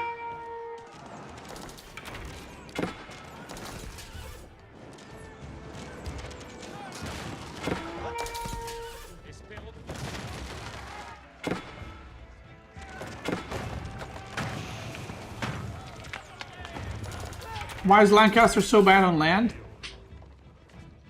Because Dento's playing it. Yo, got him. It's here. This is a better spot. Did he put it here? Oh. Wow. Not even White Tower can prevent JD from crushing Lancaster's dreams. I mean, that's just crazy to me. I'm so disgusted right now.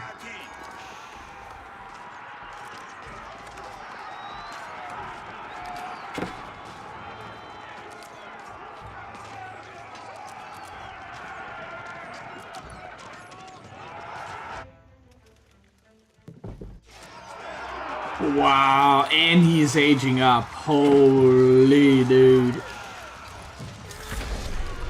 Wow. That was perfect right there.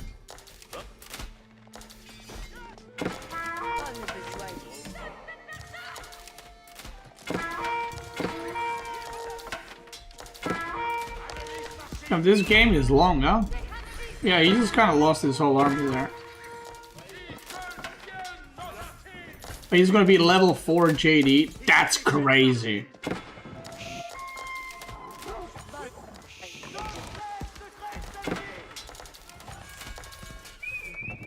Second TC. Oof.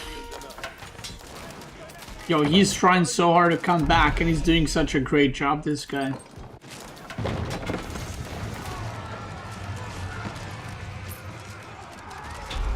Look at that, he's making spearmen. He's playing so well.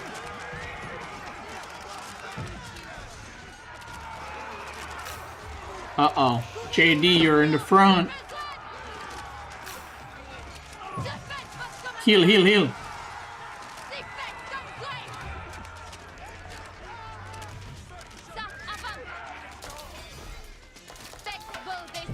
Yo, JD, we gotta nerf JD right now, bro. What is this? What are riot, please? Yo, did World start?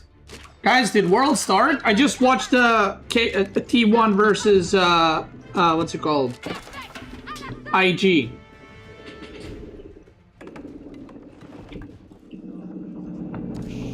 Bro, what time are they playing? Are they playing mornings?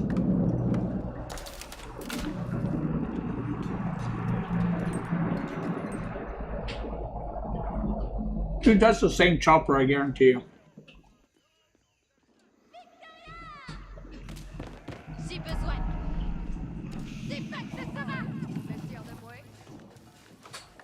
Manouer assouvi. Belle œuvre.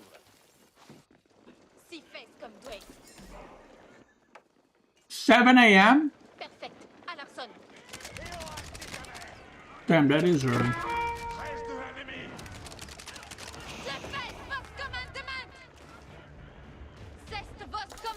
To be fair, their pre-show is like fucking 2 hours, you know? I got that. Hey.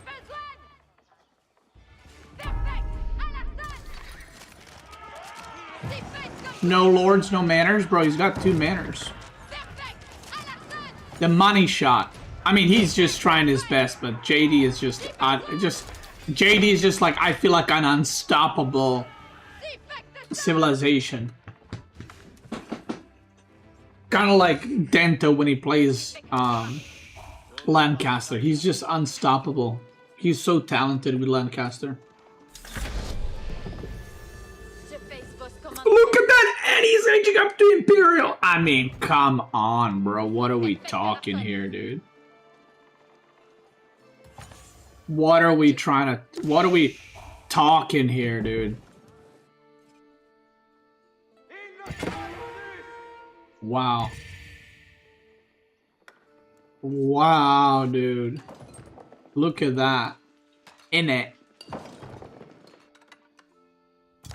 Wow. And Lancaster is out here struggling to make yeoman and spearmen, dude. How do you explain this, Dento? Huh? How do you explain that? Look at this. Lancaster is ahead on villagers, ahead on manors, ahead on upgrades, but somehow still losing. That's crazy. Look, Doctor. Oh, you sit down. Look at you.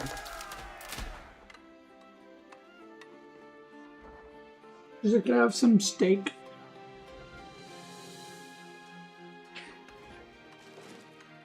Wow. Yo, Dento, stop making excuses for JD, please.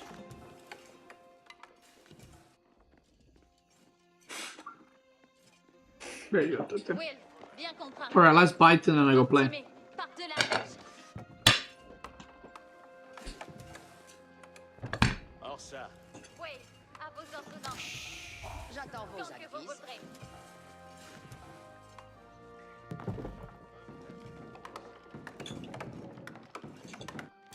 Yeah, Dent is waiting for Snipe. He's gonna counterpick Mongo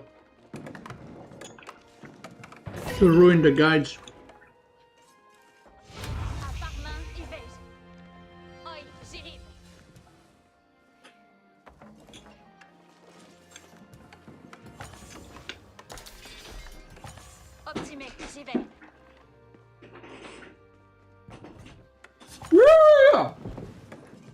Tenez, j'y vais.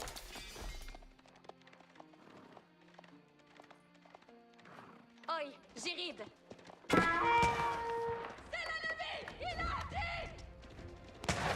Oh my god!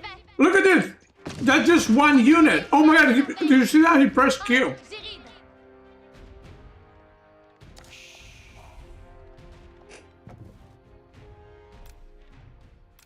Pour vous servir, suis-je là? Wait, we got to the life point in the game.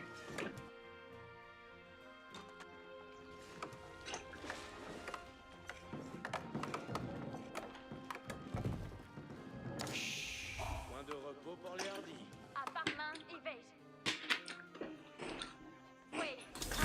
I don't know, man. Another game where I hear Civ OP, and then I watch it, and that Civ just sucks. Alright, I'm gonna BRB. I'm gonna go put this in the fridge. And then we start. Let's fire it up.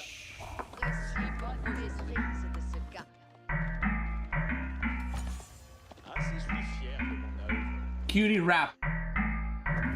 Bro, I'm about to do it. Okay, are you ready? And put a beat behind that shit. Watch out, watch out, watch out. Right there.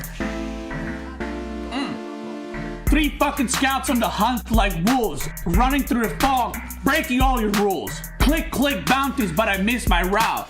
Only got 80? Man, what's that about? Drop the board with a prayer and a lag spike. Sheep looking scared, it's a real-time fight. Gold tick flow, but I'm still on pace. Dropping double TC like I'm in your base. Woodline lit, I'm building with a vengeance. Warrior monks got the relics in attendance. Landmark flex when the high armory drops. Trebs on deck, I don't need no pop.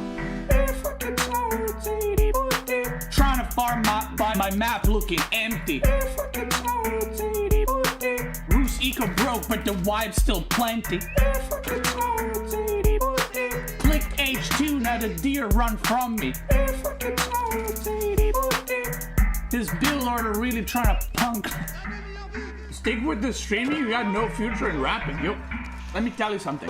Fast castle dreams, but the food's all gone. Vil idle while I'm vibing to this song. Scouting your base with a torch and a plan. I ain't got no knights, but I do got spam.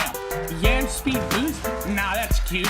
My horse archer shoot like a long range brute. Golden Gate cheese, I'm trading my fate. Click wood for food like it's 3rd grade math straight. Monastery glow, I'm grabbing the light. Sacred site tick while I'm booming all night. You push mid, but I'm flanking your dreams with a stealthy line that be bursting like beams.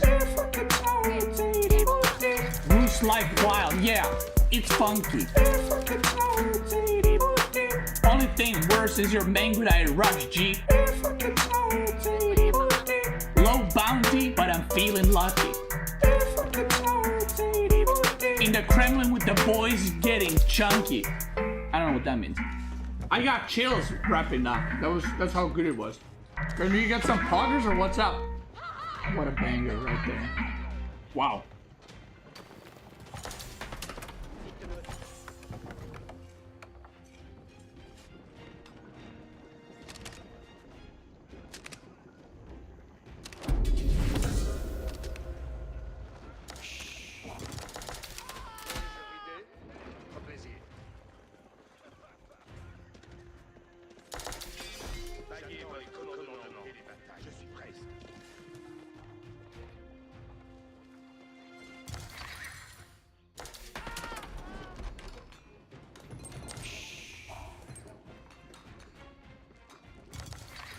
Avez-vous commandement pour moi?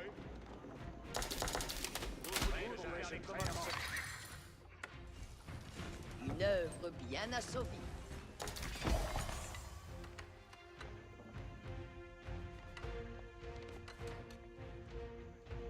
De fait vos commandements.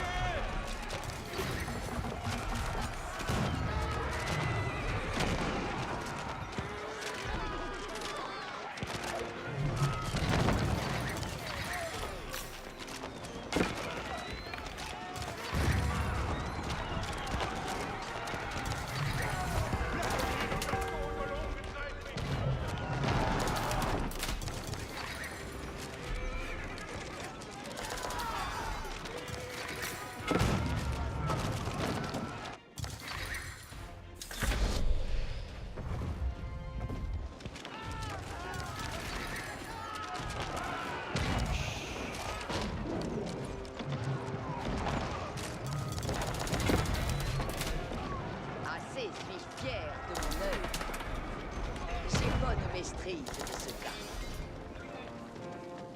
J'ai bonne maîtrise de ce cas. J'ai bonne maîtrise de ce cas. Je suis un chef. Oh, ça bien vous plaise l'achèvement? All right, we're ready.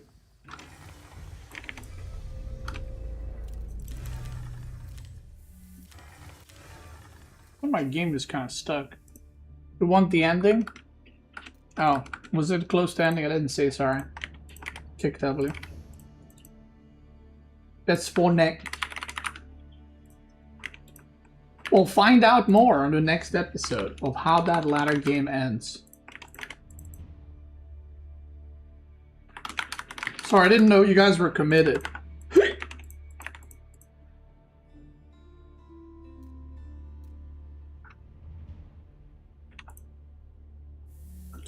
All right. Map vetoes. What are we playing? We're playing Mongol. Yeah, this looks good.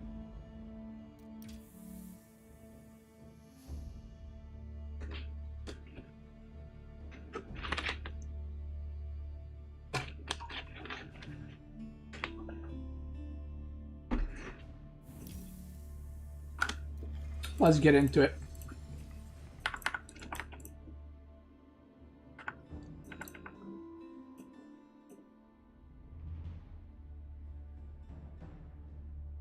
Someone messaged me on what's it called? Someone messaged me on Instagram and they saw I ruined the casting for them. Not only for AOA4 but for other games too. Because of when I casted Marine Lord versus Lucifer finals. I didn't get to respond, but I'm gonna write him an apology. I'll say sorry that I'm killing the game.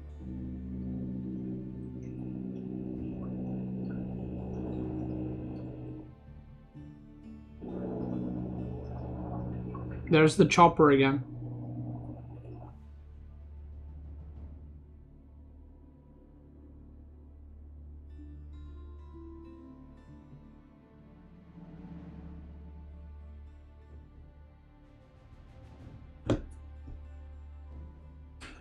Ruined it in a good way or a bad way? Well, ruined like he enjoyed apparently my casting so much that like he can't watch other casters now or something like that. But it was pretty funny the way he wrote it.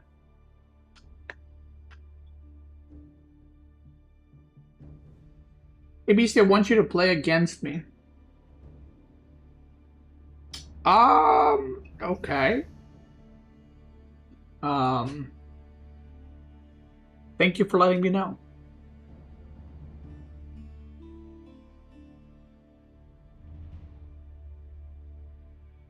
Yeah, you can just queue up and we'll meet on the ladder.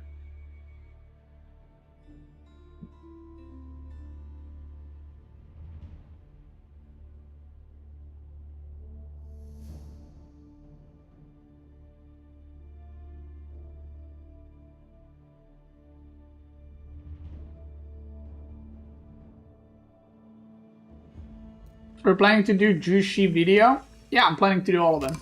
Or for every civ. Is this Dento? It's probably Dento. Dento, if it's you, pick purple. Yo, play random. Don't counterpick. Stop counterpicking. Oh, I didn't counterpick. I just got the best matchup. Okay, counterpick coming in. Counterpick coming in. There it is.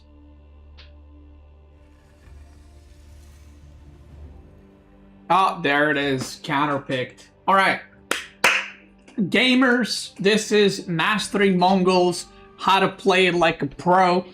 The Mongol edition, of course. So, I have done English, French, Rus, which should already be on YouTube, and now we are on Mongols. So, as we're getting into this game, I just need to do these things, aka to click stuff around, and then I can talk about it a little bit more. So, what I'm going to be doing here is a guide, but it's not a build order guide where I'm going to be like, okay, now you put this many on wood, this many on food. It's more of me going through my thought process as I'm playing these games, and hopefully you guys learning something from them. So, yeah, I'm not going to say why I'm putting this many workers on this resource or something like that. Like I said, it is not a guide like that. I also have build order guides on YouTube. So if you're looking for that, you can go check that out. So, alright. Thank you very much. We know where his thing is right now. So what we're going to be doing right here for the start of this game, we are going to be opening with a little bit of a, maybe even a tower rush. I'm not sure. Let's see. This is where the gold is. Stone is not there. Okay. Second stone is there. But we'll do a tower rush. For tower rush, we need 3 villagers, so I'm just gonna do that. And we go there. There we go. Now, with French, you want to deny them gold, so they have to go into like, you know, horsemen or spearmen or archers or something like that. And basically what I'm going to do is I'm going to make 5 spearmen. I'm going to tower, and then I'm going to go into Keshiks most likely. And the reason I'm going to go into Keshiks is because if he does not have gold, then he can only make non-gold units, obviously. So because of that, I can then go into Keshiks and cause a lot of problems for him. And at the same time, if I need to make archers, I'll make archers, but it gives you a pretty good advantage. And it also means, against French at least, that he can't go pro scouts. So you're kind of creating multiple problems for him at the same time. So that's why he's probably mining gold with 4 workers there. Because he wants to get enough gold for whatever he's planning to do, right? I'm gonna need a little bit more wood, and then we're gonna go for the age up. Now I'm gonna block berries here as well, which is pretty nice.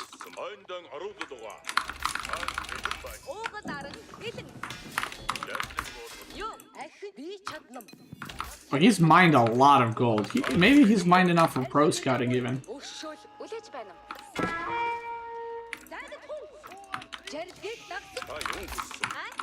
So what I'm gonna do here is I'm actually gonna go for a tower like here.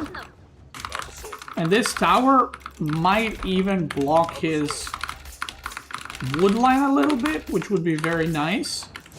So that he has to be careful how he attacks that. I'm gonna kill this sheep actually. There we go.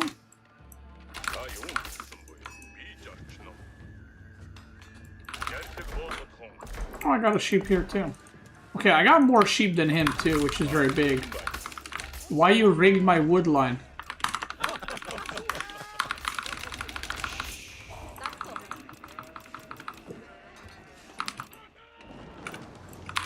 Okay.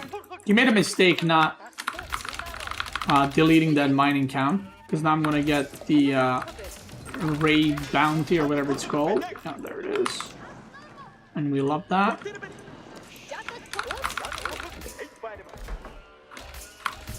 Now we're gonna go for an age up.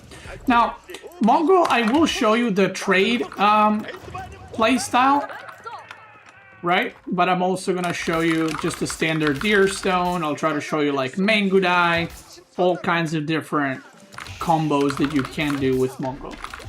So this is gonna be really, really annoying for him.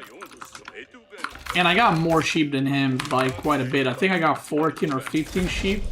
So that's really good for me. Pretty bad for him. But what are you gonna do, you know? Now the next part in my build is gonna be getting Keshiks, like I said, and keeping the map control. He's making an archer range, which I don't really care about because I'm not gonna be making any more spearmen, most likely. Now all the other golds are on this side, so that's sometimes when you play Mongol, it's very important like to keep track of the enemy resources. because it most likely means that the other golds are here, so there's a very good chance he has a tower there. He's missing some villagers, so he has a tower there probably with villagers on gold already. So we're gonna go and check, but I'm pretty sure that is what is happening.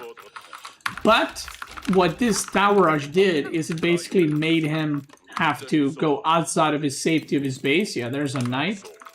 And because of that, it opens him up for harassment more. So it's not like it's an auto win or something for me, but it opens him up for harassment. Okay, he's going now to there. There we go.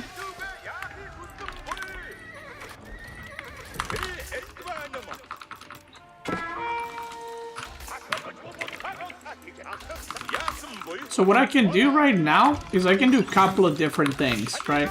I can get a blacksmith and get +1 ranged armor and just keep diving in and trying to do damage to his villagers on the gold because he doesn't have a barracks. I can use the wood to go in this deer pack. I can go for fast castle. Like, I can do a bunch of different things, and all of them are maybe not equally good because it's obviously hard to be like, yeah, this is, you know, equal to this, but it would be good moves to do any of those things. So I'm going to move my deer stones across the map. I'm going to get my con there. Every once in a while I'm going to pop a little scouting falcon right there. Maybe I can kill some of his vills. But we're just going to beeline towards the top side. And I'm just going to leave 5 on wood. Even though my goal is to make Keshiks and age up, I'm going to leave 5 on wood. So that I can make pastures slowly too. So this map is very like open and spread out. And especially against French, it can be quite spicy to just have villagers running around everywhere. So I kind of like adding pastures here and there because of that. He's trying to make a tower, so he's not going pro scouting. He might try to block with his archers. He is. I'm just going to target fire the villagers. And this is already looking like a pretty big disaster for him. 4 villager kills, and that is pretty much game over. Unless this guy's the GOAT and he actually manages to defend, which I do not think he will be able to defend. Now, I could get wheelbarrow. So, this is one thing with Mongols. If you're gonna go for early pastures, you don't need to get early wheelbarrow.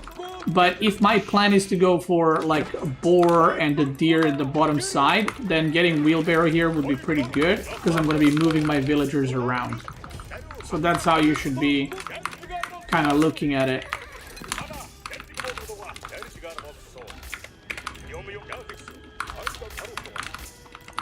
Okay.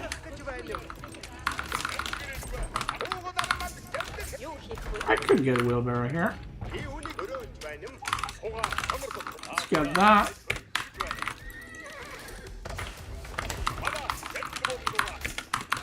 And now I'm gonna keep making Keshiks, but slowly work towards an age up. I'm gonna throw this here. Oh, that is a rigged woodline actually.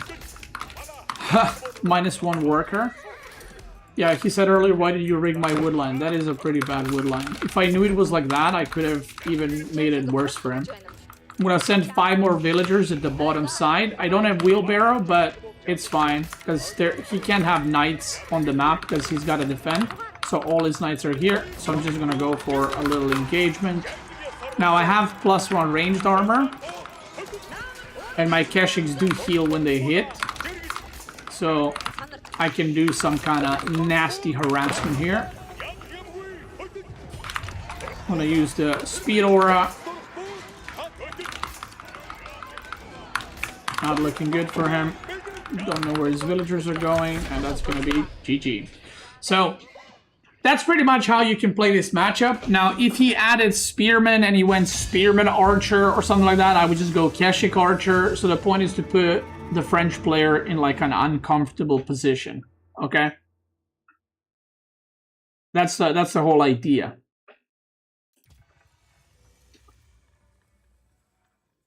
Or to put French player in an uncomfortable position as Mongol. That's very much your idea, is like, no matter which civ you're playing against, whenever you play Mongol, you want to dictate the tempo. Wait, Dento, was that you? Damn, bro. You got punked. That woodline was pretty OP, actually.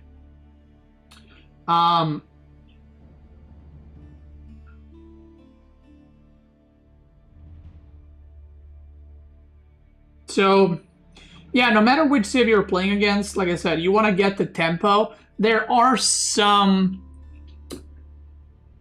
matchups or maybe maps where you're the defensive one, especially if you're trading. But if you're going deer stones, you kind of want to put pressure on. I would say fast castle builds with Mongol with like no units are not really a thing. You mostly want to open units into fast castle. How do you feel about Dark Age Pasture? Settle an argument for me.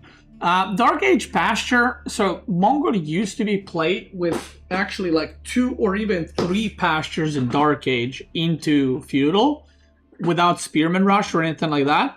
But over time, that playstyle... Nick, thanks so much for a prime. Over time, that playstyle kind of went away.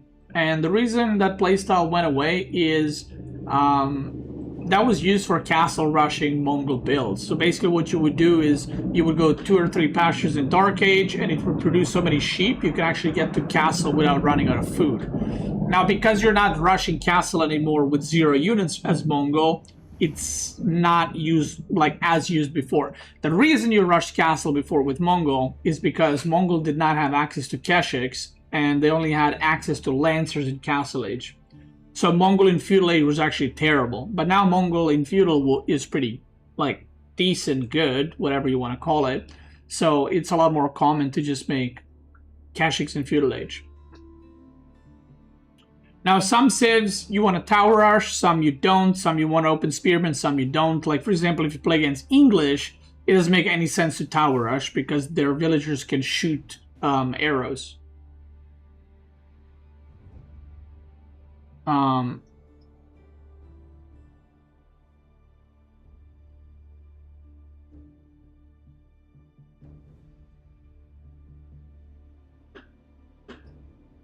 Yeah.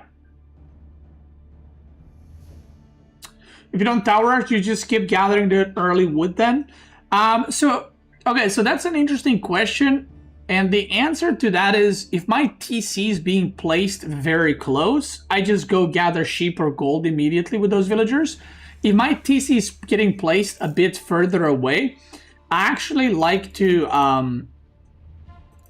what's it called? I actually like to chop 1 tree down and then put a pasture down, if I'm not spearman rushing.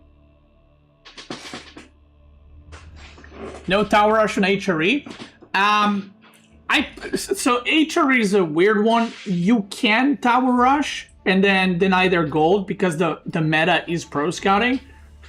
But if the HRE, if you deny gold and they can't go pro scouting, they can't just decide and like go for early farms or something like that. So I don't think that the tower rushing against HRE is as good. You don't have a light for your tank? No, I do. It's currently off because whenever the light is on while I'm streaming, it is like blasting how radiant it is. For whatever reason. Like it's not that bright, right? But on camera, it looks insanely bright. So, yeah. I just turned it off during the stream. But if you look behind here, there's a camera right there. So I'm going to have a camera aquarium POV. Wham and set it up today.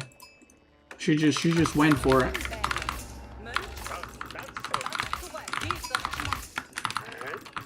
KT. So in this one, I'm going to show you a different style completely because of the spawn I have. And this is very important and also very important thing to pay attention to when you're playing Mongol specifically, okay? So sometimes you can change up your strategy depending where you got your gold, where you got your wood, where you got your stone, and so on and so forth, okay? So watch this, what I'm gonna do. I'm gonna open with a pasture. Right here. So I'm not gonna do a Dark Age Tower Rush, although against KT, Tower Rush can be pretty good, or it can be pretty bad. Like if they go for super fast age up, and then you Tower Rush, or you attempt to Spear Rush, they can age up pretty quickly and deny you of whatever you were doing. So I don't really like doing that to KT unless it's a water map or a hybrid map where they might go for docks. Now he might go docks here, but it doesn't matter because of the strat that I'm about to show you. So I am going to go for that early pasture that we were talking about earlier, and I'm going to show you not a what we call naked fast castle, which is a fast castle with 0 units. I'm going to have some clothes on as I'm doing this build. So it's not going to be fully naked. Yeah, and now we're going to go double pasture and we're going to age up. But what I'm going to do is basically an adapted version of like the old school castle rush. I'm going to build double pasture and then I'm going to go into maybe Mangudai. So what I'm going to try to do is deny his resources as much as I can. And just be annoying with Mangudai. And because my gold and TC are in this position, I might lose the stone. But if I lose the stone and I keep gold and wood and I age up to castle, it's going to be a pretty good spot for me. So, yeah. Like I said, the point of this guide series is not to show you build orders, it's to show you different playstyles and how to deal with certain things. So, we're going to go for that. We got 15 sheep from the map, which I don't know how many sheep exactly there are on this map. But we will see. So far, so good. And I should also scout if he does have docks or not. Although he should be aging up soonish if he did not go for docks. So I have no idea right now what he's doing. And we're gonna do deer stones, but like I said, don't worry, I will also be doing a trade strat at some point.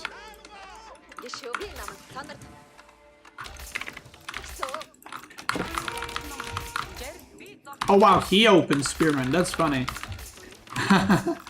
So this is a little bit of like interesting thing right now. So he opened Spearman because he thought I'm gonna go Spearman, so he opened Spearman to counter my Spearman, but I didn't go Spearman. So now he just went Spearman and he's going to kill my Ubu, so he will get the value. But it's probably not what he was looking for. He probably thought he's spear rushing or he wants to defend. And the fact that 3 spearmen arrived at the same time kind of tells me that this he was waiting back.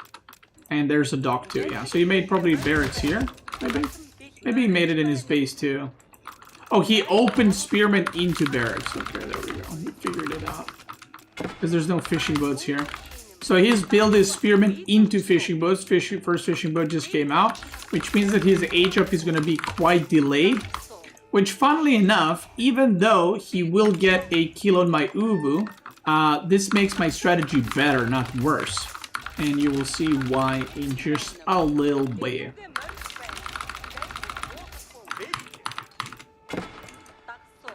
Okay. Ooh, we're getting more sheep. I'll just age up quickly here.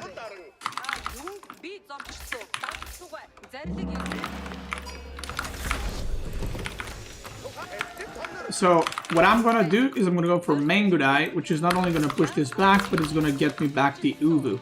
So I did lose 150 wood, but at the same time, he lost a lot of resources in order to do this. And what I'm going to do is I'm going to move deer stones forward immediately because I want to have deer stones for my Mangudai.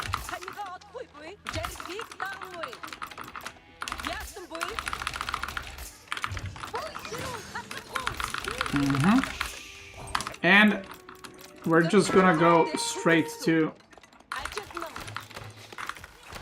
castle straight away. Make some Mangudai, but then, you know, just do something else.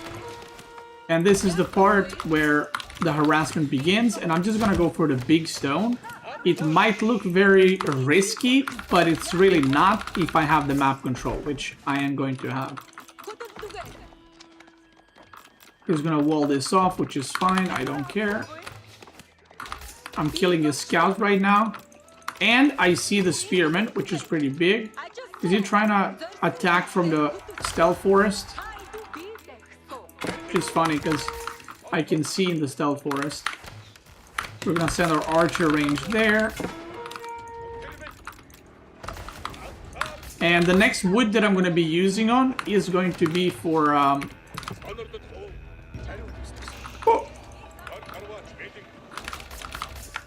for a little what's it called? Blacksmith, so we can get some upgrades. Okay.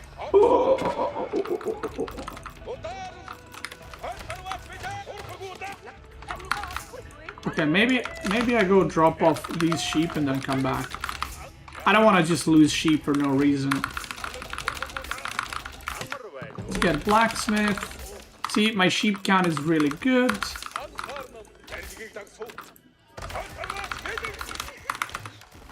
Now this was a bit annoying, like I said, because I had to spend a lot of time getting my archer range all the way down, but it's fine. Like I said, you gotta adjust as Mongol. If you're not quick to adjusting in the middle of the game as Mongol, you're probably not gonna be a civ for you, because you're gonna have way too many weird situations in your games, whether you want it or not. I'm gonna get +1 range attack. I think his villager might be here, so I'm gonna go there. And we want to get a counter.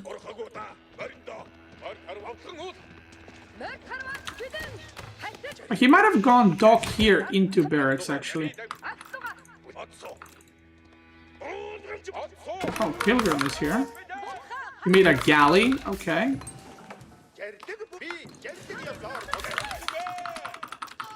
Okay, I deny that. I'm pretty sure that did get denied successfully. And let's go ranged armor too. So now he's completely defensive, right? He's just sitting in his base right now. And this is where Mongol harassment starts being extremely, extremely annoying. Look at this idle time.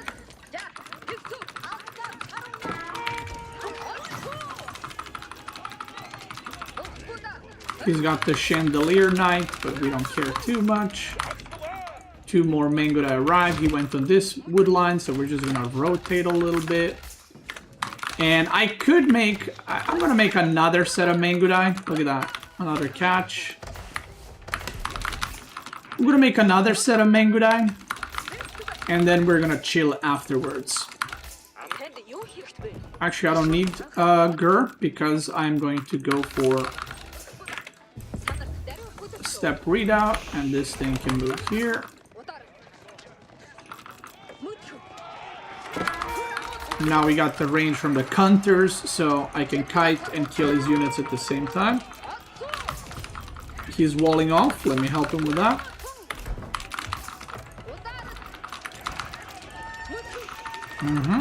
Couple of villagers are gonna go down for sure here.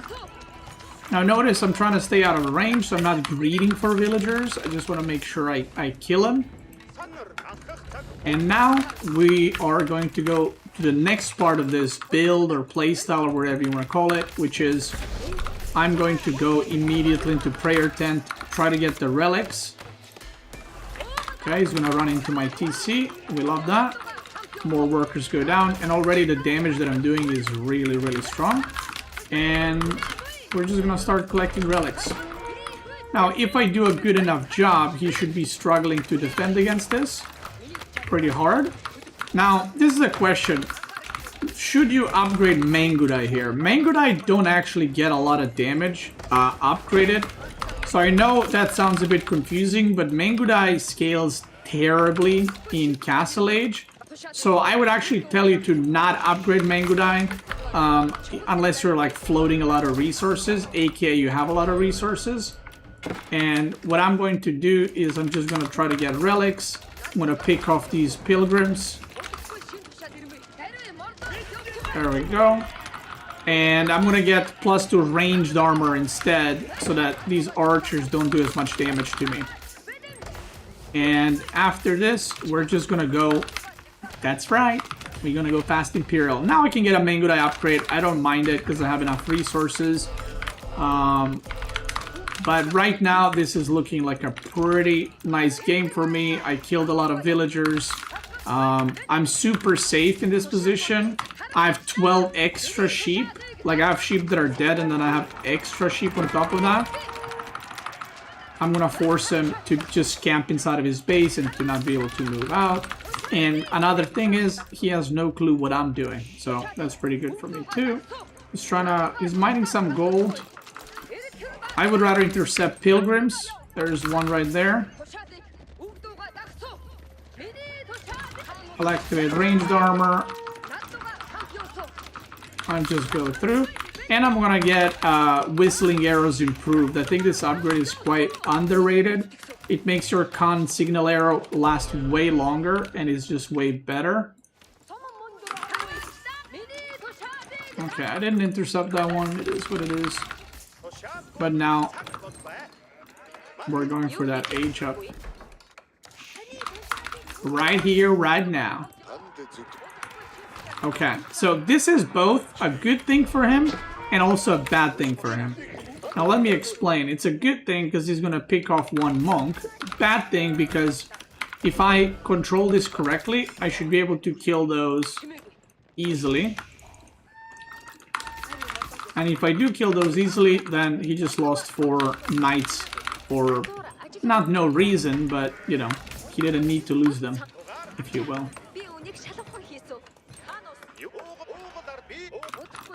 Okay, he's going there. He doesn't know that I see him. He doesn't know that I'm chasing him. Let's try and move deer stones away. If you're wondering what am I saving the stone for, when you go fast Imperial strategies with Mongol, which are very strong, I feel like still. Look at that damage. He doesn't even have ranged armor. When you go fast Imperial with Mongol, which is kind of my goal here the whole time, you want to make sure you have enough stone to get bombard towers, which are very, very, very good. Actually, no. I'm going to move this, and I'm going to make tower here, so that it protects my sheep, my wood, and my next goal, which is right here. And again, this is why I'm going fast imp. It's because not fast imp is good and I go fast imp. It's because of the spawn that I got, which is very good for fast imp type of strategy. Okay, we got that relic too.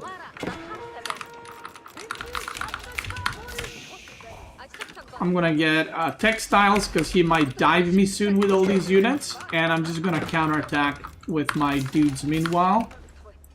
And we should be on the way to Imperial. So 14-minute Imperial with a crap ton of relics as well. That's pretty nice. Mangudai are coming in.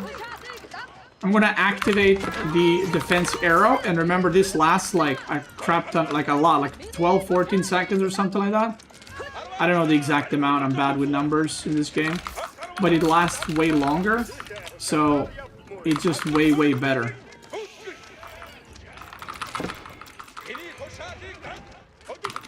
Okay, again, we're just harassing. Purpose of this is not to win the game, it's just to annoy him as much as possible. And now when we got the bombard tower incoming,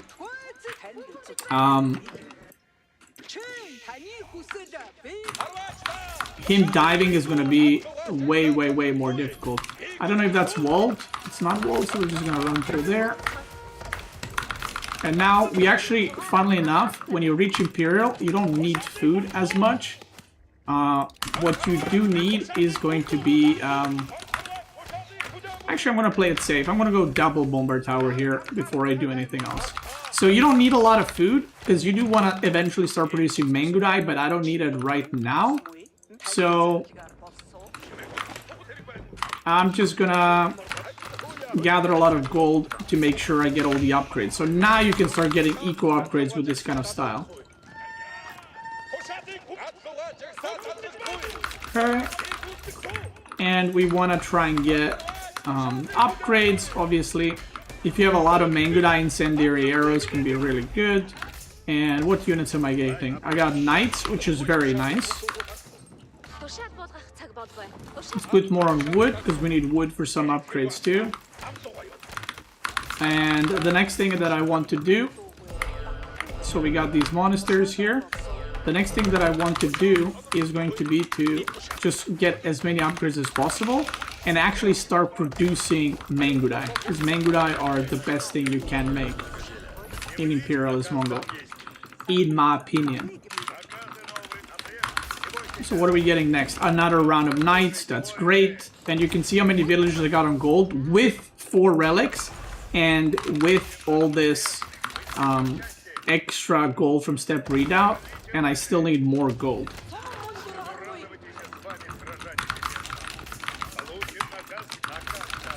Okay, you can add more pastures, or you can even just add archer ranges.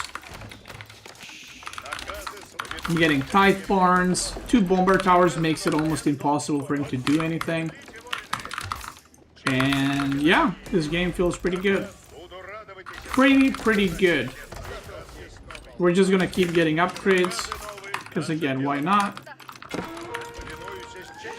Nothing there. Okay.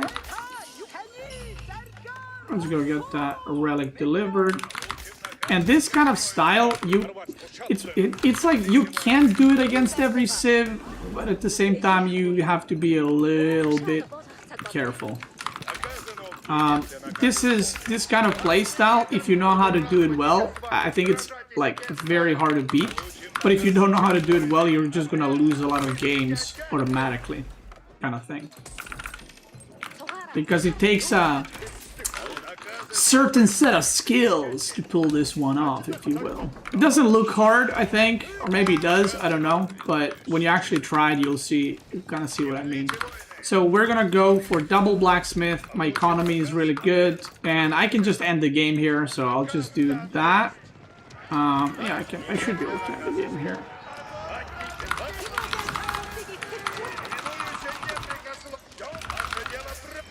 He's killing my Mangudai.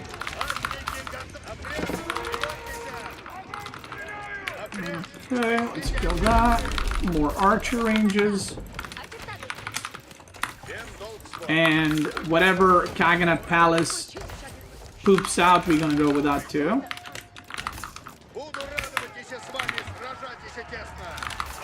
And now you can use all your stone to basically, what's it called? To just upgrade towers and move around the map and stuff like that. I cancel one eco upgrade, but it doesn't matter. I can even just dive through here. Getting ranged armor. Using the little eagle. And now you just let Mangudai do the Mangudai stuff. You add more pastures. Pasture it up. Oh, and another thing, very important upgrade to get is the military academy. But I don't know if it's fixed, but the last thing that I heard, this is October, is that military academy improved version is bugged for Mongol. I guess nobody else has it, but yeah, apparently it's bugged, so I don't know if that's true or not, but that's just what I heard. So you can believe it or not, it's up to you. We go for a dive again, we can turn on the defense arrow, so basically I don't take any damage from here. My Mangudai got 4 ranged armor, so they're like knights, and he GG's out. So, there it is, that's the Mongol castle rush into Fast Imp. Against the civ that plays passive, so you could do...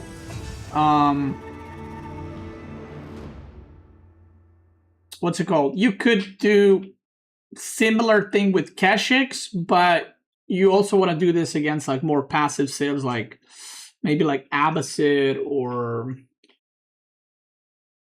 you know, like English maybe, something like that. Something's a little bit slow. But if you run out of gold on sunken lands, well, you wouldn't do this strategy on a map that you don't have gold on. What about Mosque upgrade to turn it into Uvu? I mean, you can, but whatever. Like, that's what I mean. With Mongol, you can't be like, Mongol is a very Mongol is a civ that's very good for players that don't know build orders or have they struggle remembering build orders. It's very like free flow civ. There's no like proper build order for the whole game in every matchup. It's very much like, you know, the games can differ quite a bit one from another. So yeah. Yeah, if you have problem with structure and stuff and following rules, Mongol is a good civ for you. Yeah.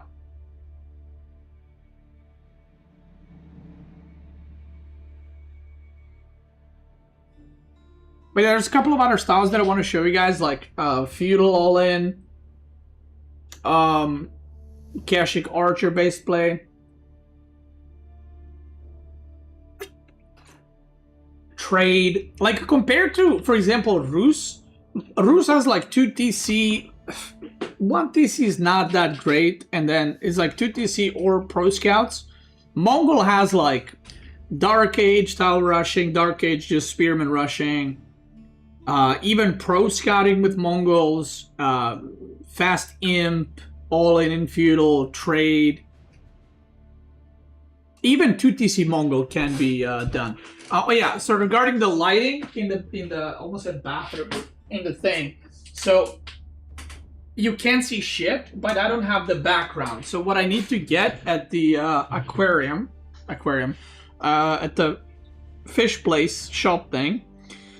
I'm gonna write it down actually.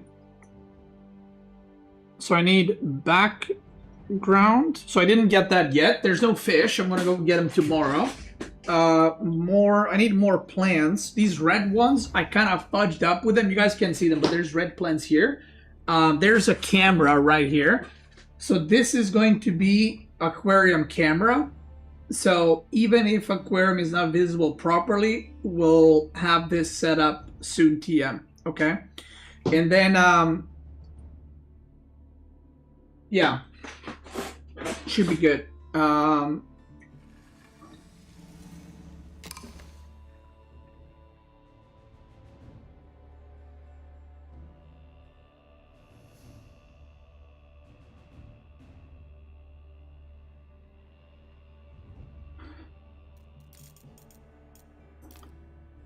And you know what another good thing about Mongol is? A lot of the colors look really pretty on Mongol. So that's pretty big. A lot of the colors look really nice in Mongol.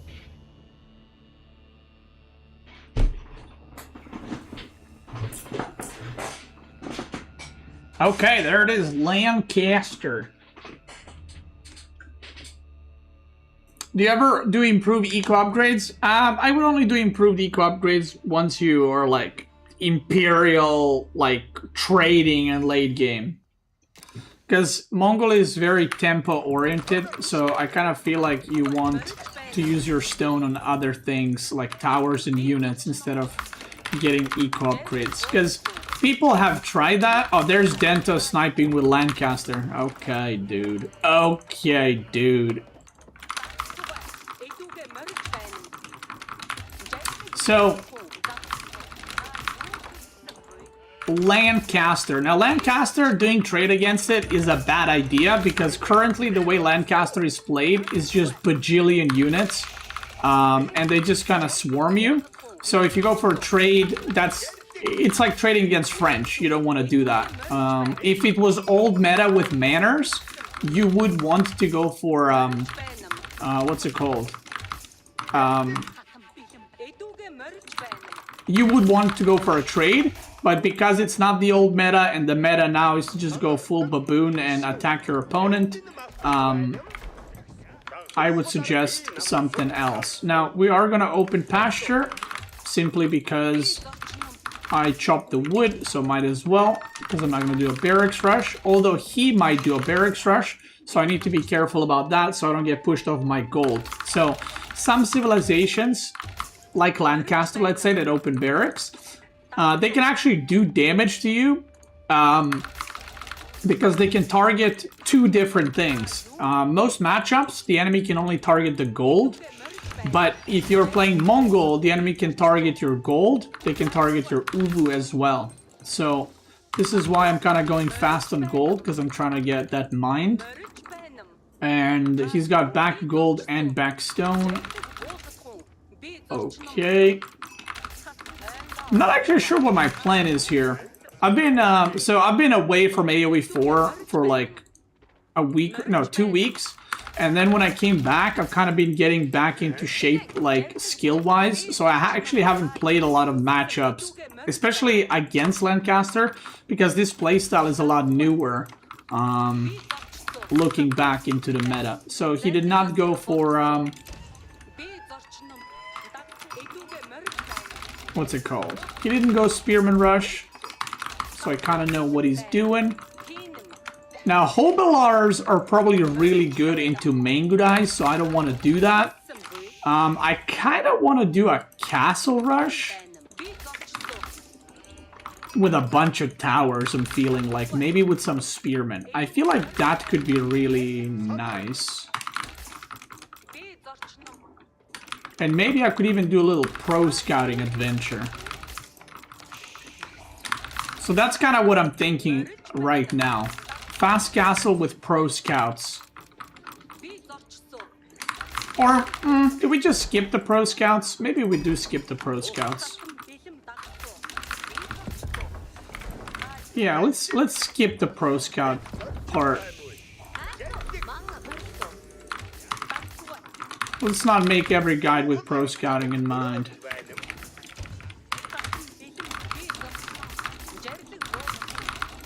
Now, what I am going to do is I am going to open stable.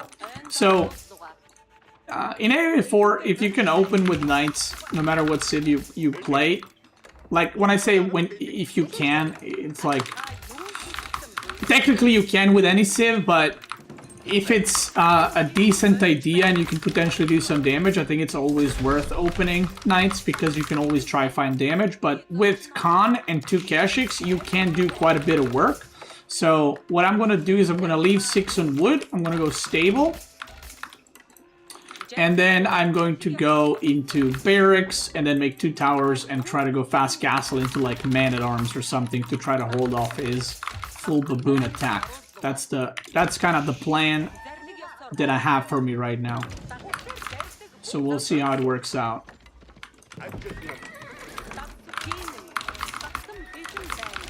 Okay.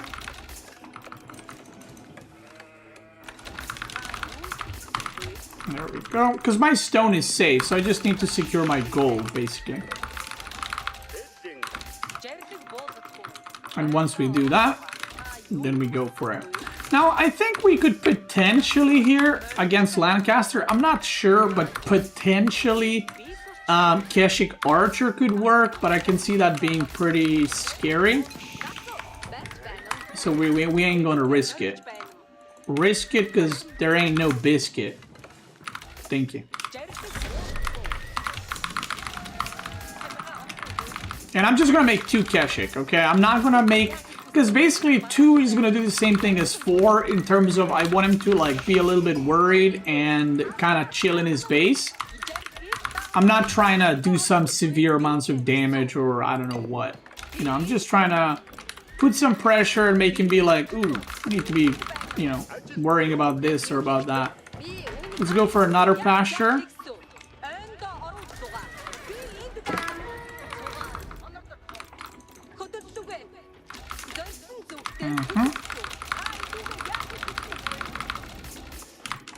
And what I'm gonna do, the first tower is gonna be here, but the other tower I might put here or here, so that if he does dive onto my towers, they're kind of protected by the town center as well.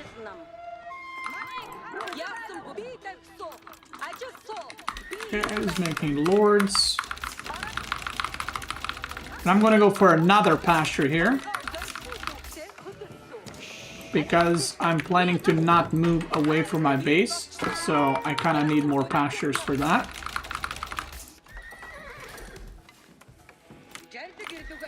I'm gonna make another Keshik. No, I'm gonna make another 2 Keshik. So I normally wouldn't do this, but there's a scout right there. And if he just parks AFK, he's gonna be able to scout everything that I'm doing, and I don't really like the idea of that. So, right now, this does not look like a fast castle from me, because I have 3 on gold and I'm making caching, so it kind of looks normal. So I need to shoo that scout away before I put more on gold and make more towers. I'm actually gonna go for another pasture. And I'm gonna try to catch that scout. Potentially even kill it would be kind of really good situation. There it is. Yeah, if I can kill that scout, that's really, really good.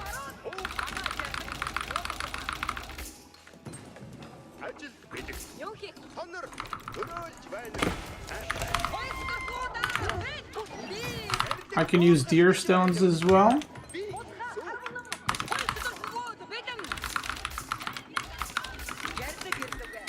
And the next thing I want to add is going to be barracks.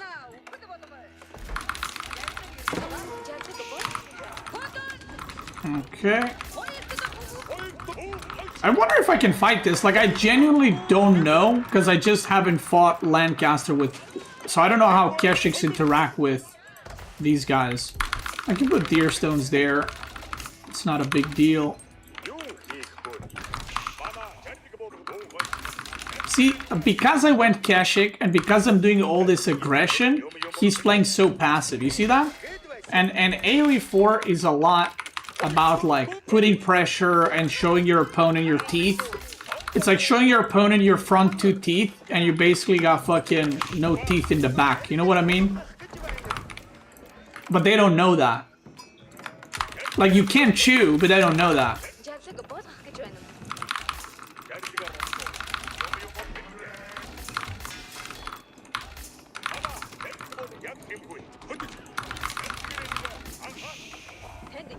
So now I want to build enough towers so I can garrison. Because once I age up, I think he will dive. And when he does dive, I want to make sure I can actually... when he does dive, I want to make sure I don't die. There we go. 33 villagers, 15, 20, 25, 30. I could use another tower here, because the dive is inevitable. The dive is loading up right now, and I'm gonna just use these guys to keep harassing and keep attacking. One thing that I did fuck up is I did not get blacksmith, so that is a mess up, pretty bad, I would say. But now we can make man-at-arm.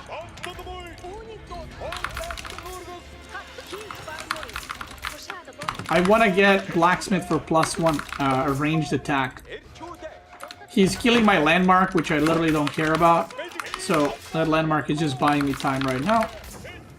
Shout out to the landmark, and we're gonna get +1 ranged attack. So when he does dive, all these towers do bonus damage. We're gonna get sprinkled upgrade on this one, because it's kind of in the middle there, so it's gonna be hard to reach too. Okay. Kick W.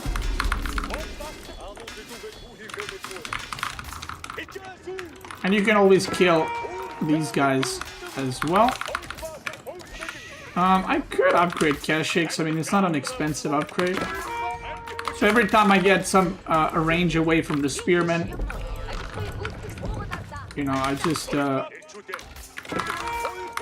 kill a Hobilar 1 or 2.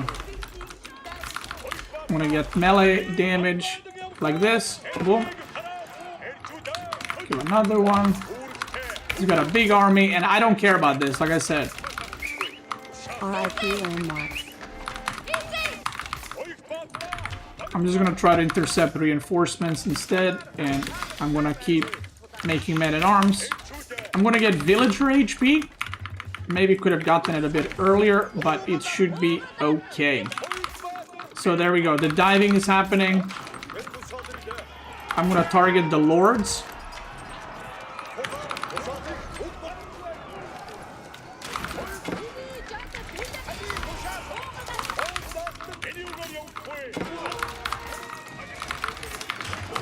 man. Look at that. Lords, lords, lords. Care lords. We're targeting them. We're targeting them. He's getting smoked. We're repairing. We're repairing. We're repairing. That's Dento. He's one of my regulars in the chat that always says Lancaster's unbeatable. And every time I beat him when he plays Lancaster, I like to, you know, goof on him a little bit. Just a little bit. And now we can do a counter push because he should be in a lot of trouble. We're gonna get +1 ranged armor. And yeah. Now what I would do is I would get relics. And I would just mass up an army and kill him. So there we go. Body Soldier, thanks so much for a resub. Appreciate it. Thank you.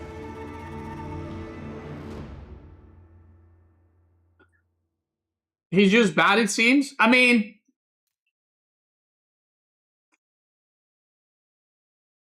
right.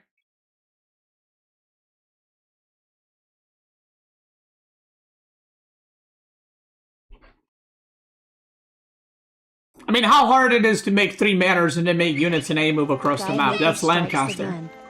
That's Lancaster in a nutshell, innit? GG.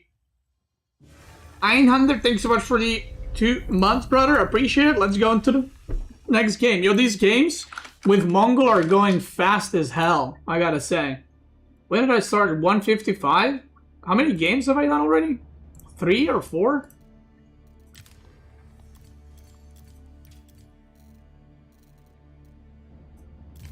Three, right? You got 3 games in 40 minutes. Good sim. I'm gonna make a guide for China too? Yes. I'm gonna make for every sim, hopefully. So today is Rus and Mongol. Tomorrow is going to be Mongol, if I don't finish it, plus, I don't know. Like Abba Delhi or China HRE, something like that. How many saves have I done? I've done 3. This is the 4th one. Yeah, China is gonna be interesting to do a guide on, because China you gotta do. China is like OP at the pro level, but China is like you gotta do so many things, especially early on.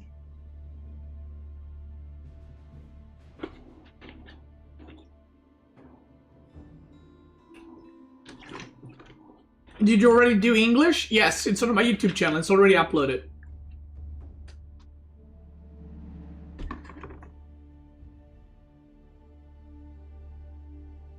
I think even top level players are really bad at target firing the lords, by the way, when they play against Lancaster, and they just let him live.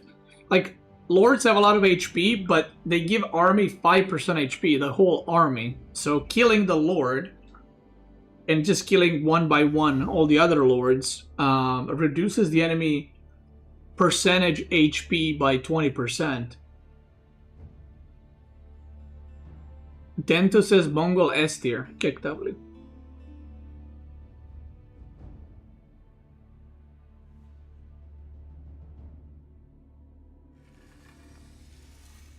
There are sunken lands, so somebody asked earlier how to play on sunken lands. Is this Kilardi? It might be Kilardi.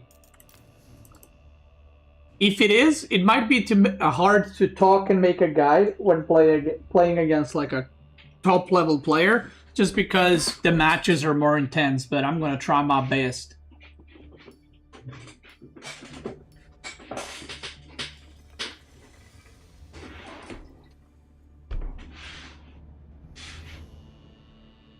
Okay, Byzantine versus Mongol. This is one of the easiest matchups for Mongol, in my opinion. So that's pretty unlucky for him.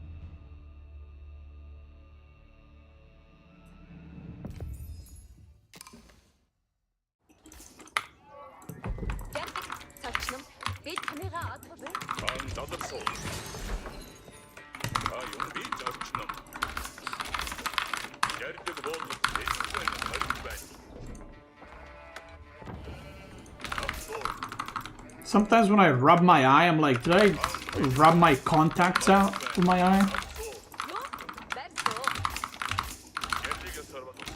So whenever you don't need Gur to chop wood at the start, you can just use it to try get an extra sheep or two if you have the necessary clicks for it, if you will.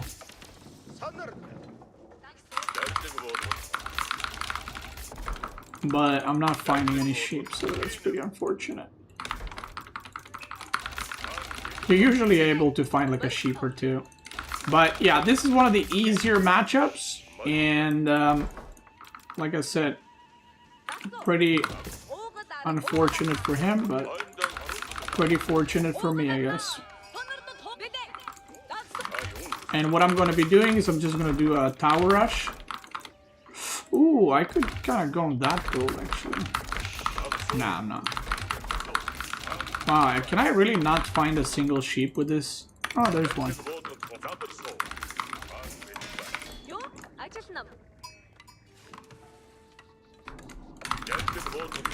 Okay, now I want to go see his base. We found one sheep, we'll take it. And if you're playing aggressive in a matchup where you have an advantage and you find deer early, like I did, and they're close to your base, you can just go for early deer too. But I'm going to make a couple of spearmen first, and then I'm going to go in deer. Because if I go now, I'm going to run out of... Okay, he's on berries already.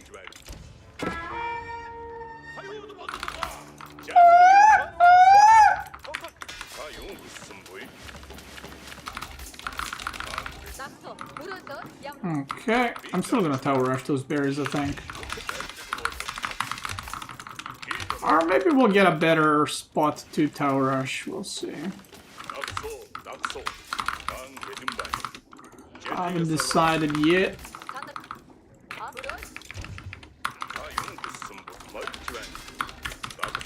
I need 20 more wood. Okay, his gold is here. I mean, all his golds are kind of here.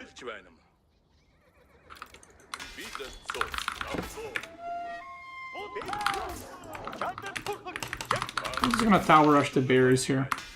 Anyway.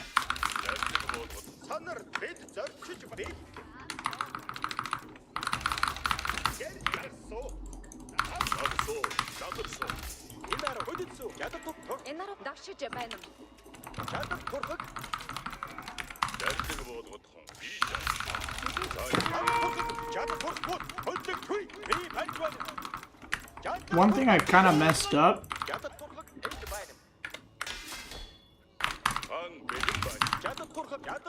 is the fact that I didn't realize I need to make a gur because I'm on deer right now, but it's okay.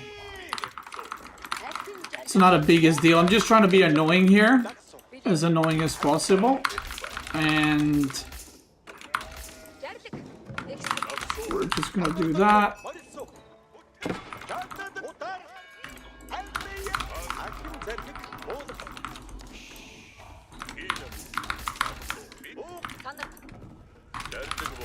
There we go.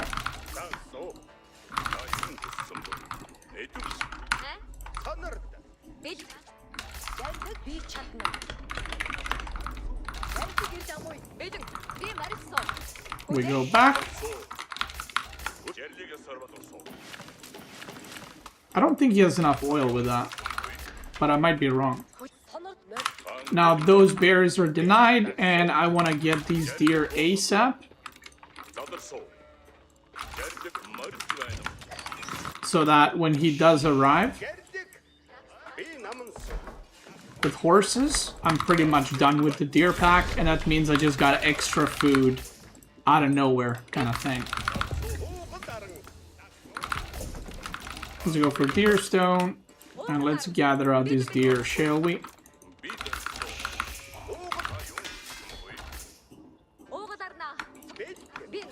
I actually gotta go back to get some wood because I need to make spearmen. And from here on out, see, this is the interesting thing. Players used to go Grand Winery and just die every time because they were like, well, I must go Grand Winery. But going Hippodrome is kind of a legit strat. So People are now just going Hippodrome, in which case I'm going to go into Keshik.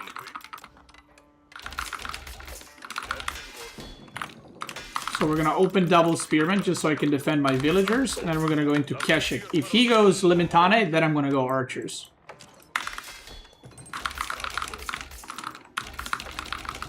That's kind of how this is gonna go.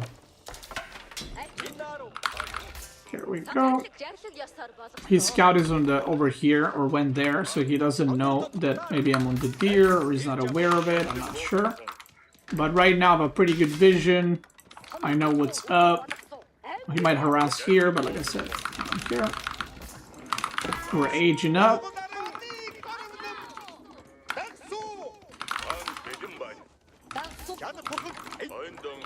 And there we go. So, pretty good start. Pretty bad start for him. But, you know, it is what it is, right? You win some, you lose some. So now, because he didn't go Grand Winery, that means that he will most likely not have a lot of mercenary units, which kind of is the strongest part of the Byzantine IMO. So that's why it's a good start for me, basically. Because if you manage to deny what's it called? Oil. See, this is the problem. When I play against higher level players, it's like they're bullying me and harassing me everywhere, and I'm like struggling to talk. But yeah, if you manage to deny the oil, it becomes a lot harder matchup for them. And I got the deer pack of 5, but you know, that's pretty good. And they should be done gathering there really, really soon. I don't need to move my deer stones forward. And the reason for that is I have already a tower forward, so that's really nice. And now we're going to go into Keshik, and from here on out, we're just going to kind of figure out what he's doing. I have a 4k gold in here. Okay, there are the longbows. So realistically, I want to go double stable now. We get charge damage in. Nope, not quite. I want double stable, and then I want blacksmith.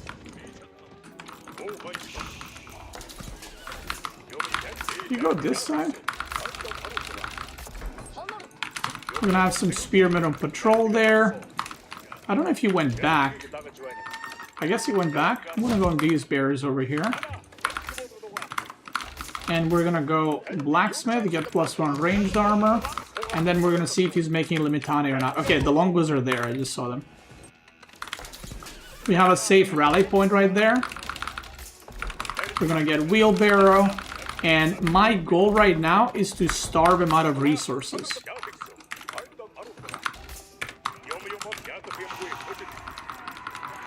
Okay.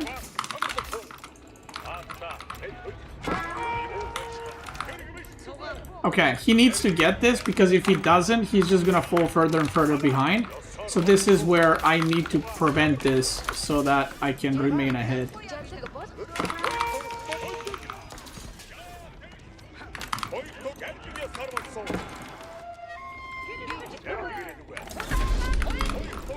Oh no, he sniped the con.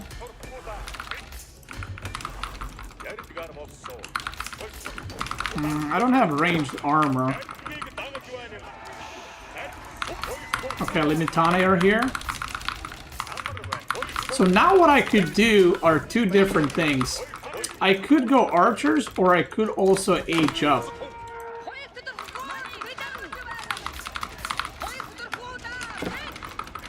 I'm gonna try to kill all the longbows, because those are the expensive units, basically, because you can't make crazy amounts of them.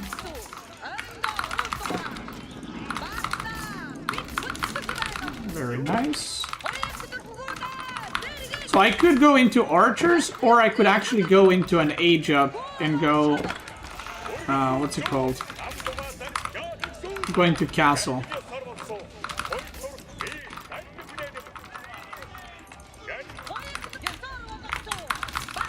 Okay, I have a good amount of sheep still.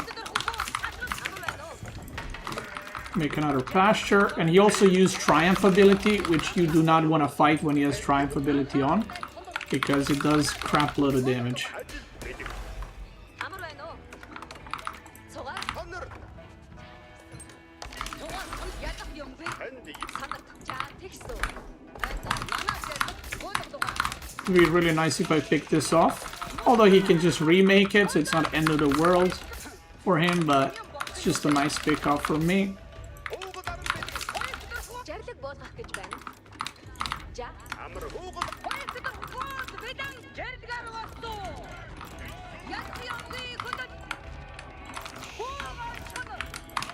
I wonder if he went there YOLO. Let's check it out. Maybe it did. Khan's back, so he's playing it pretty defensive. I have another deer pack there, I didn't even realize. That's pretty nice. I'm gonna wait for my Khan to arrive so I have better vision on what's happening.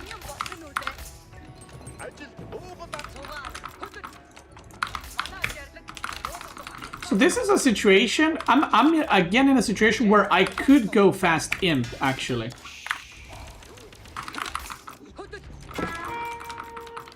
I could, but am I gonna? I might, because he's playing very, very defensive.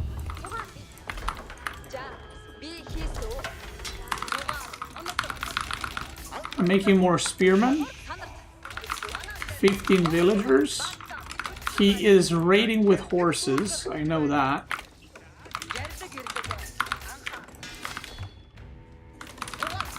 But I have 6 spearmen here. Gonna run in. Just gonna do some harassment. Again, I'm just buying time for myself. He is also aging up, so he's playing pretty well, I would say. It is Kilardi after all, he is the GOAT.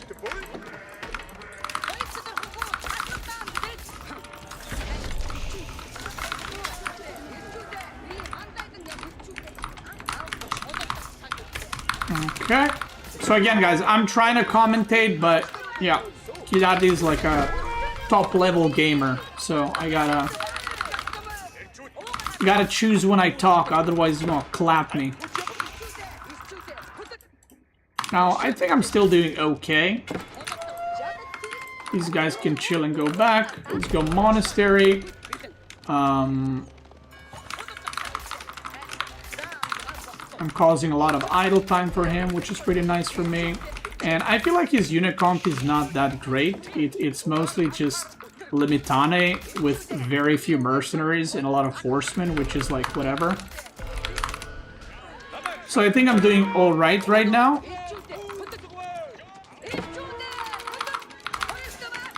Okay, more worker kills, we love that. He's trying to kill the tower. We get the spearmen out. Put him back in the tower. Oh, there you are.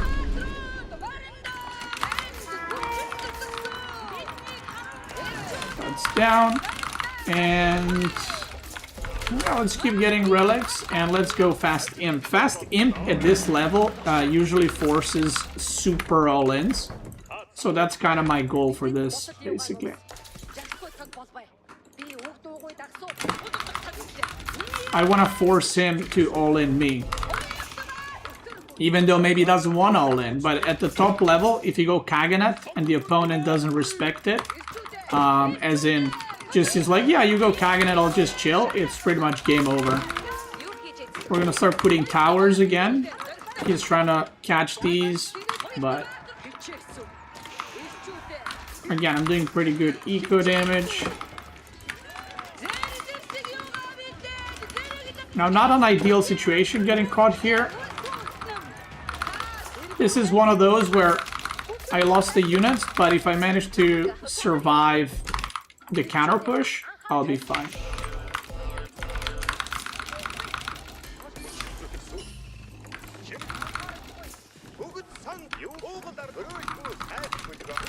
Okay, spearmen go back. I'm gonna actually upgrade the spearmen because I have quite a few. I have spearmen here to protect the berries. Or protect, well, yeah, protect the berries, as in deny them from him. And now we're gonna go fast imp, and I'm gonna get textiles as well. We're gonna go on the deer because I'm kind of running out of food under my main PC.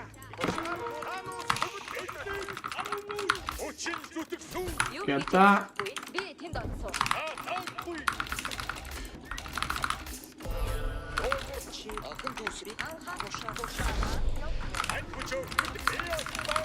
Where's my market?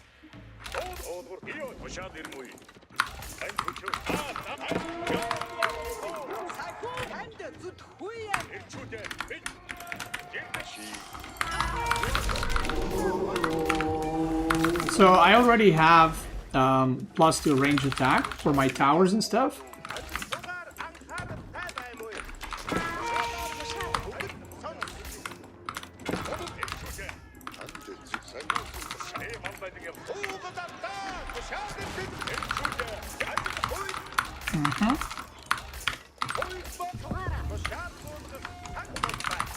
Kagan Palace coming up.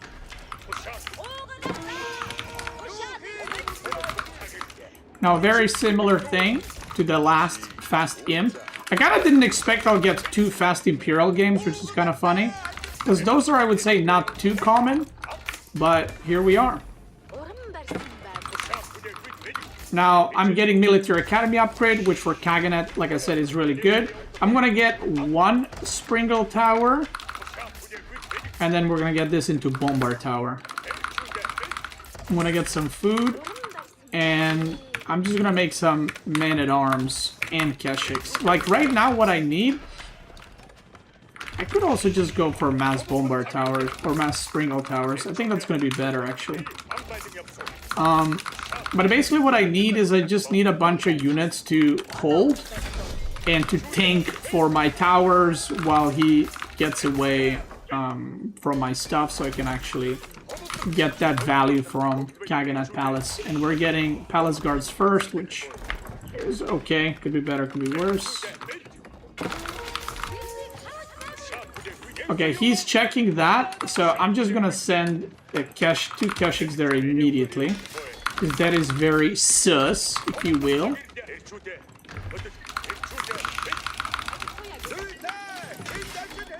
Because he's just randomly went there now, which probably means that he is trying to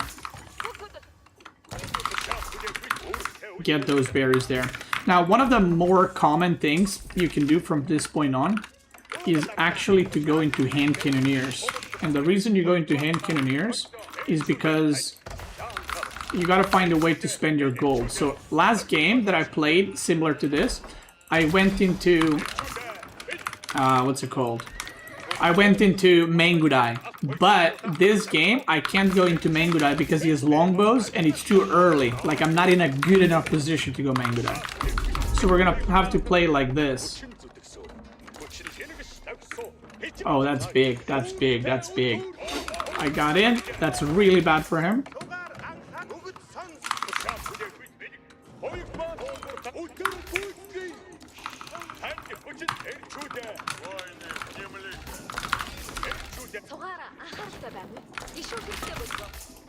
That's really, really bad for him and really annoying. And we see a push brewing right here.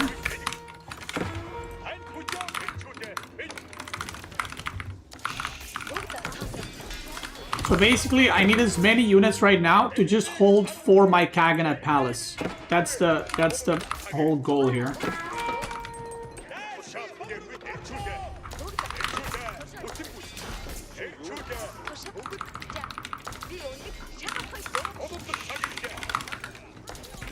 Okay, let's go for +3 ranged armor because he has longbows.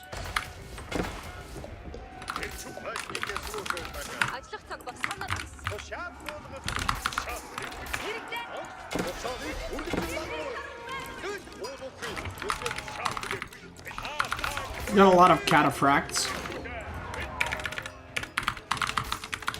which is fine. We're getting pow pow, and now we can use all the cavalry units to go raid, and we can use all the melee units, or melee infantry units, to defend. Now I am struggling on gold, but that's fine. Like you can just adjust your economy until you feel safer to actually get gold. I'm just gonna go raid, be annoying, and then like I'll just make spearmen, you know.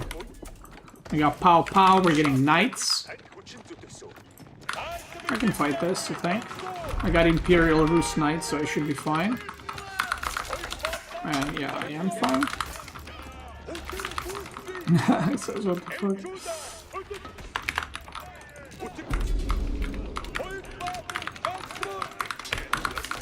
Okay, so now again we go for that gold. So you see how by pushing out and raiding, I relieve pressure, and then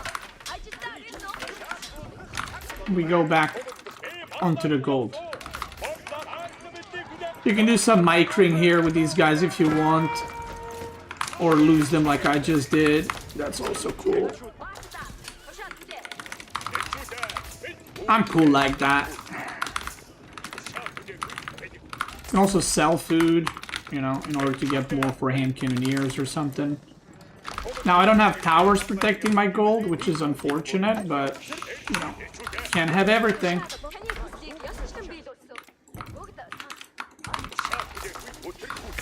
He's making bombard or mangonel towers probably, so I'm gonna try to get this down.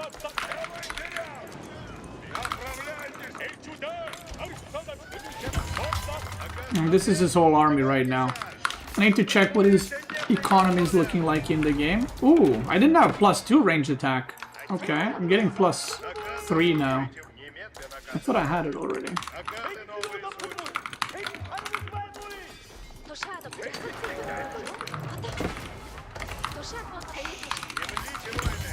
So watch this, I'm just gonna run in and be like, okay, if you want to trade, we'll trade. Because if him and I both lose same amount of workers, that's better for me, not for him. Okay, he's on 2 TC, which means he's nowhere near Imp, and his eco situation is probably pretty bad. Farming situation, okay.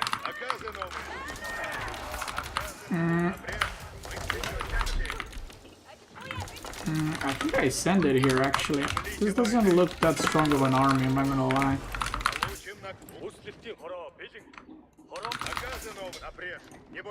Yeah, this doesn't look like that strong of an army, so I'm just gonna go for it.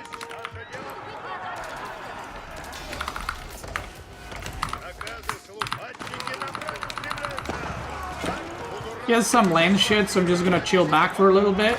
But yeah, I'm just gonna fully commit there, and I should be in a pretty good winning position. Yeah, I just mow down his army. Oh my god, it's a destruction actually.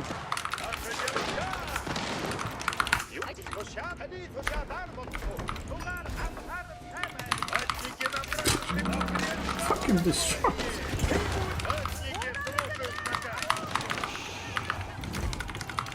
That boar? Wait, what?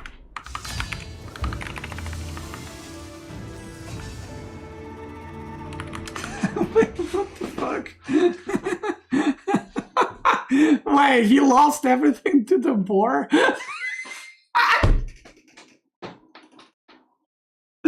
Wait, he lost the tower and the mill? Wait, what? What triggered it? Wait, who? I didn't attack the boar.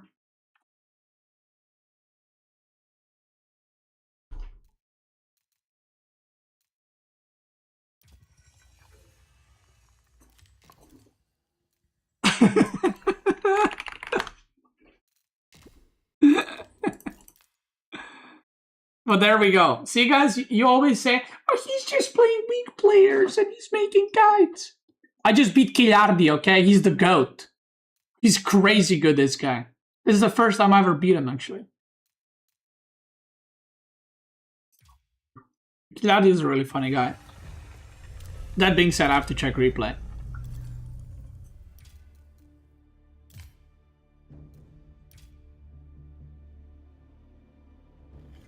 Okay, we editor can edit this out until the point of the boar killing villagers. He's so good at the game, he lost to a boar. Okay, dude.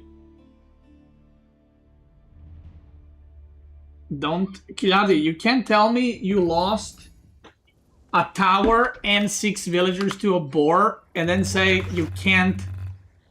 Don't watch that. I'm zooming in right here, boy. Yeah, that's his first loss in last 4 years, I think, to Kiladi. He's never lost before. This guy doesn't lose. He's insane like that.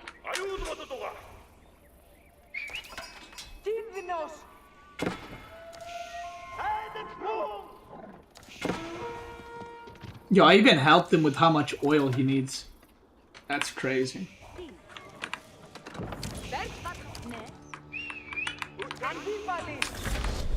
Okay, let's go, Kiladi. Let's go. How many cataphracts and villagers does it take to kill a boar? Let's find out.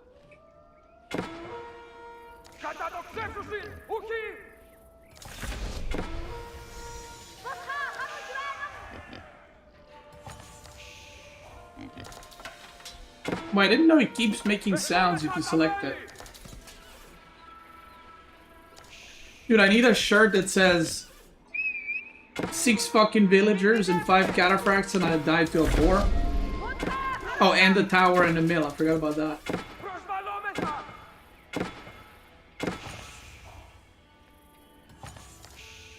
Wait, but even then, if you had 5 cataphracts... Oh, I guess you didn't attack with villagers. You just attacked with cataphracts. Interesting.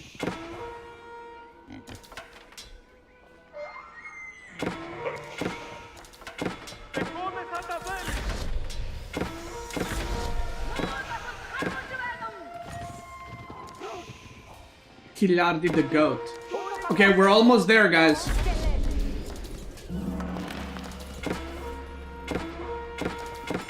Why does the boar have attack and stop command? Because AoE 5 is coming.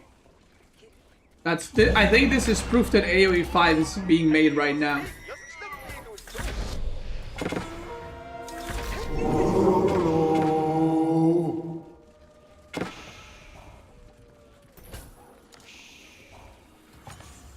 Okay, here we go. Oh, not yet, actually.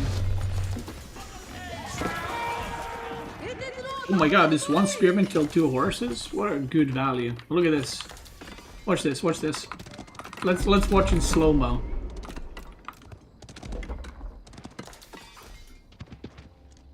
Oof. Oof.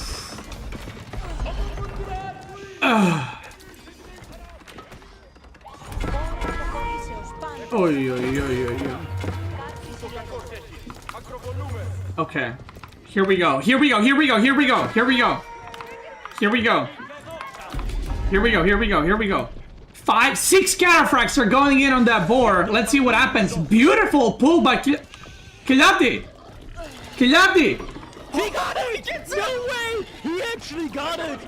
What? He got the... My god, no way! No way!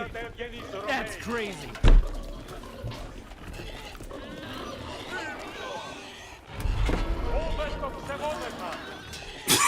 Did it kill your fucking mill and tower?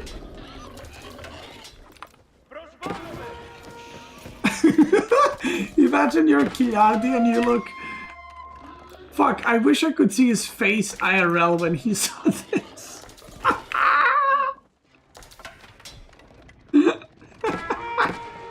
Dude, that boar is fucking your shit out. Oh my god.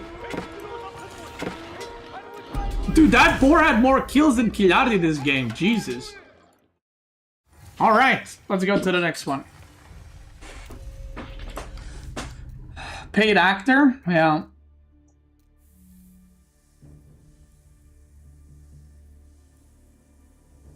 Damn. Now, Killardi, why are you sniping me, bro? I'm making guides, okay? You're the greatest. Go ahead, Killardi, find the game. You little shit. Look at him. Hey, I'm telling you guys, everyone... You pick House of Lancaster? Bro, I already have a game against House of Lancaster. Just go play, lose to like May or someone. Just chill.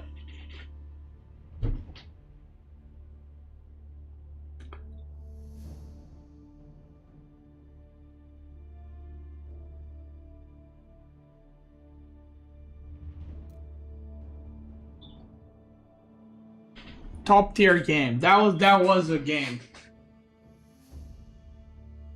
First time I've seen a board take out a tower. First time I've seen board take out a player. You found a game so you can search. Yeah, I can see that. That's why it says searching for. Okay, bro.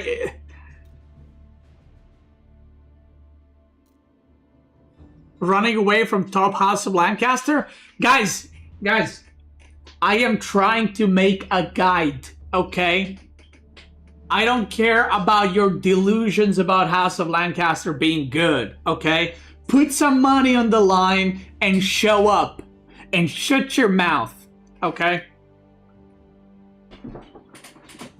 And GG Dog is here to support me in my statements. You can beat me with any civ? Okay, go play opposite. Or mountain clearing.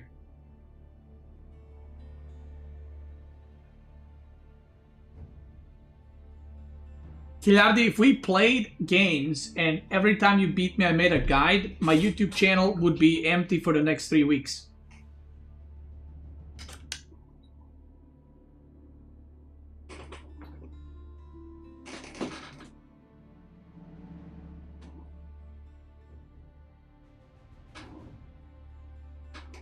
He said any civ. Abba's not a civ, it's trash.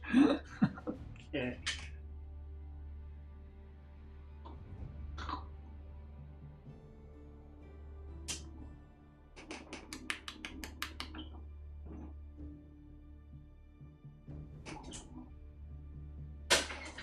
Bro, I've said already, I can play against anyone in House of Lancaster. You play Lancaster 5 games, I'll play 5 different civs. I'm gonna beat your ass, boy.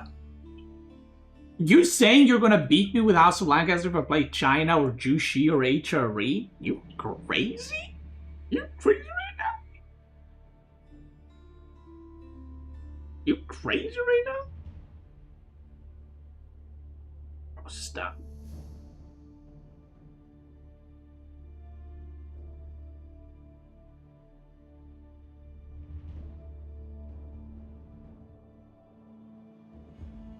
Stop right now.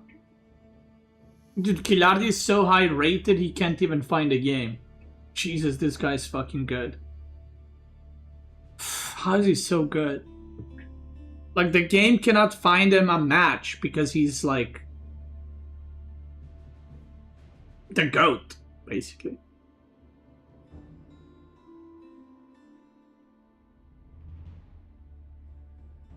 What are top 5 saves in my opinion? On land? Bro, I could beat a Lancaster main.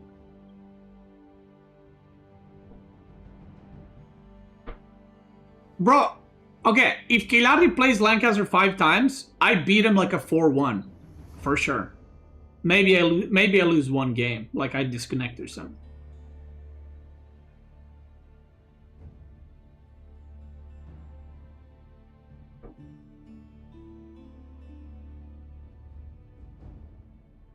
You'll bet your life on that?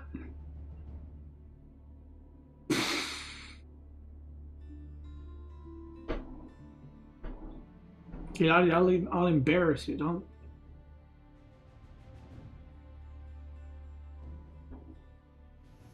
You don't want this smoke, kid. And when I say kid, I mean grandpa.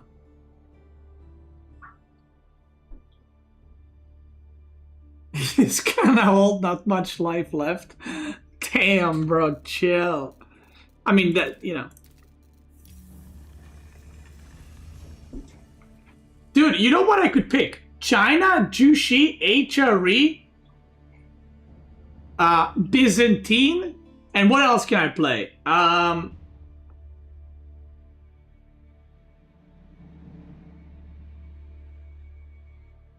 China, Jushi, HRE, Byzantine. Bro, what do you mean Biz? Biz would shit on that stupid civ.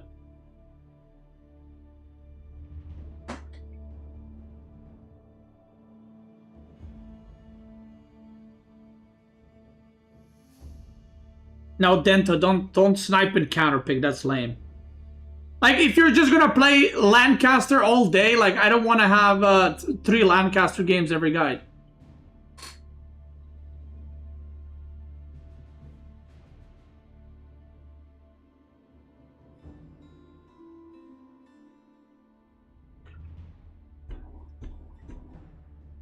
Okay, what are you gonna pick, Denta?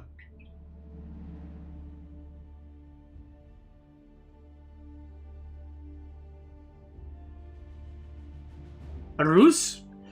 Ay, ay, ay. Wait, you think Rus counters Mongols?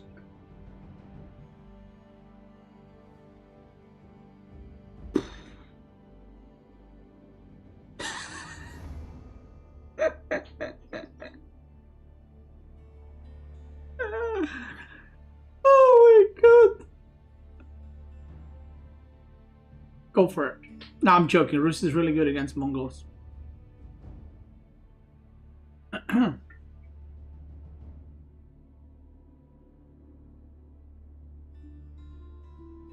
So anyway, what was I saying? Yeah, Lancaster's overrated. Oh, I got this guy. Oh, rip.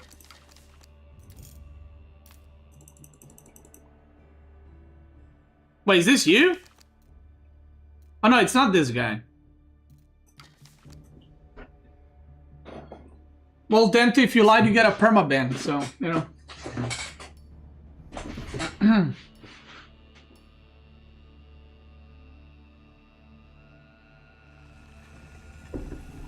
That's right.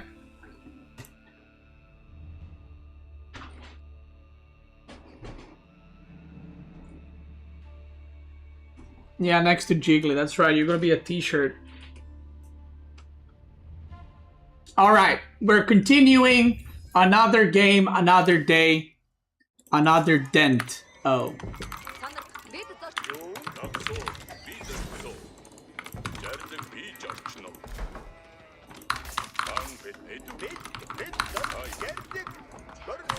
Alright, so we're playing against Roose.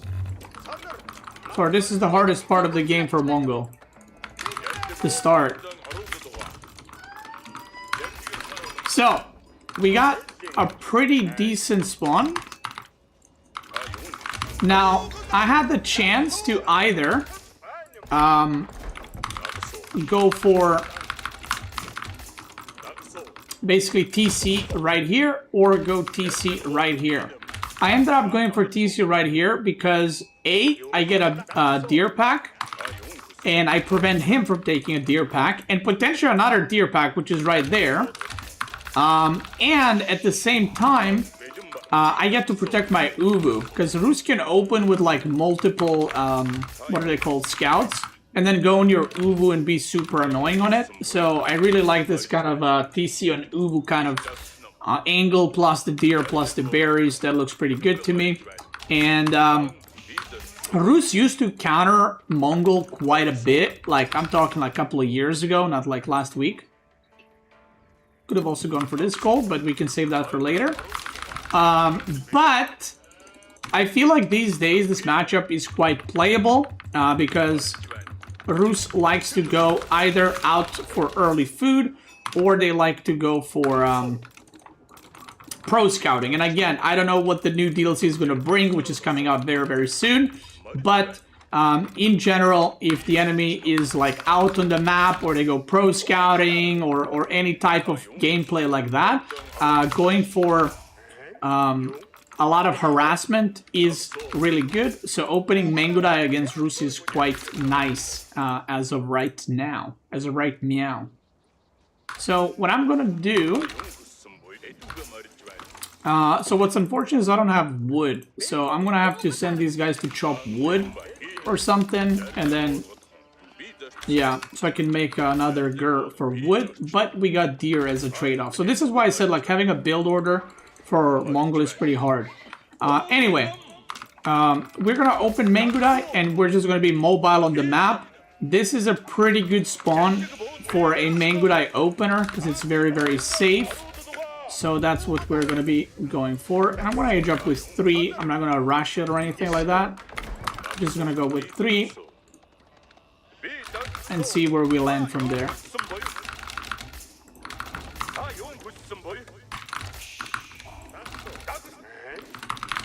Okay.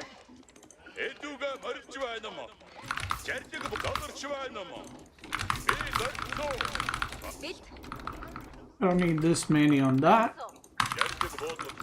And now I'm just gonna send the villagers there and chop that wood and that gold, and if he pushes me or something like that, I'll just go back. As simple as that. So I'm just gonna make a tower here, I think.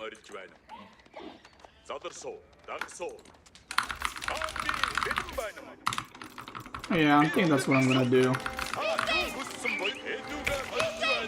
Make a little tower and just chillax with those deer.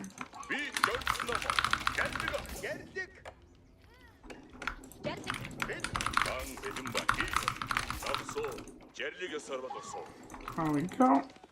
And that way we deny both deer packs from him, and then we'll have Mangudai on top of that as well. Look at that. Perfect. Right there.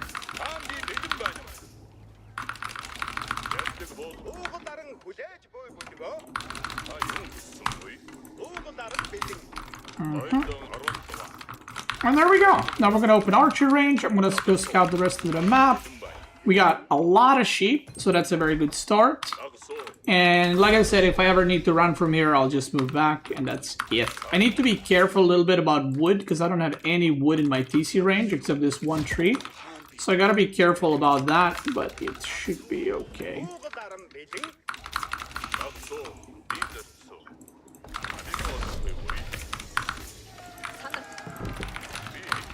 Let's go, fast Mangudai. And then we're gonna start the harassment. That was close. That was close, but as I always say, but not close enough.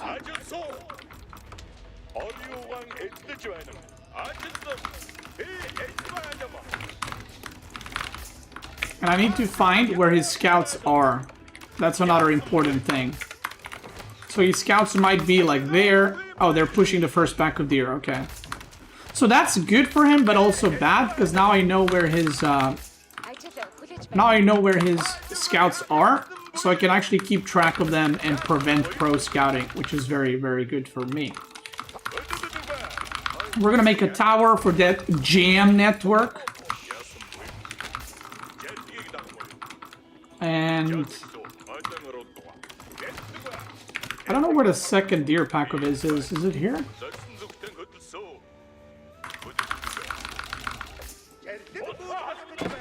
I might not even need to make a tower there, actually. Yeah, I'm not even gonna make a tower.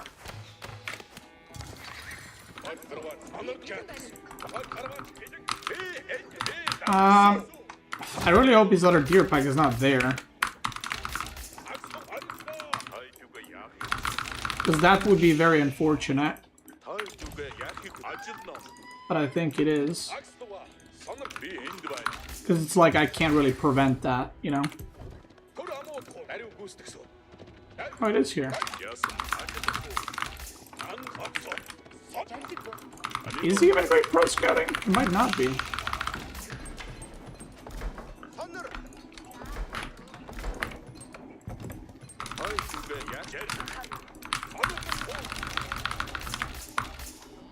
Okay. From here on out, we go age up slowly. He's trying to take these deer. We're gonna ambush him. Saw me, never mind. We're gonna go over here.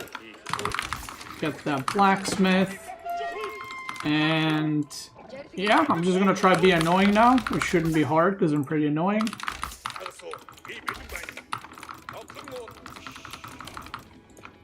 We're gonna put one main good eye here, and the rest we're gonna put right there.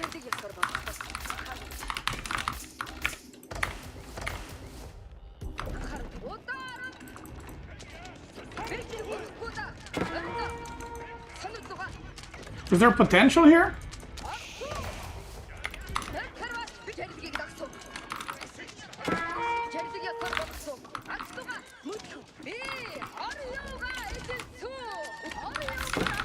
Not really, right?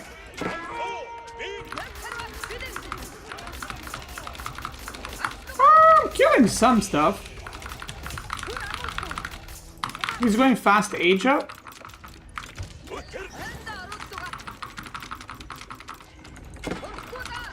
Okay, -1.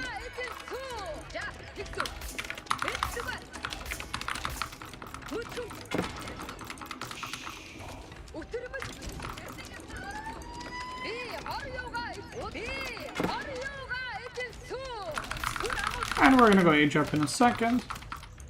He's making horse archers. Mangudai are actually pretty decent into horse archers.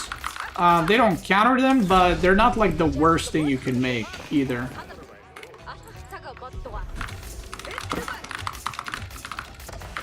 So yeah, it's okay. Is what I'm trying to say.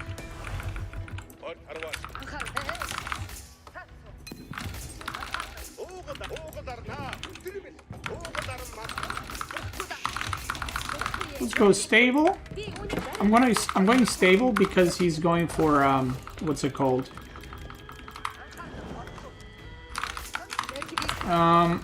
Okay, he blocked my thing. I don't even know if he's pro scouting. I'm going stable because he's going for horse archers, and I would like to get horsemen in order to counter them.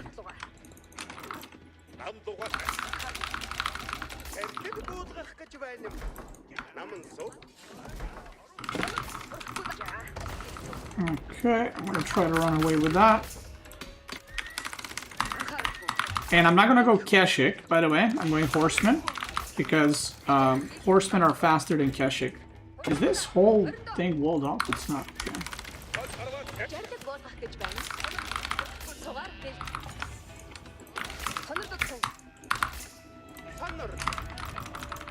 We're gonna go over here. There we go. This is big. If I get the first warrior monk, that's quite big.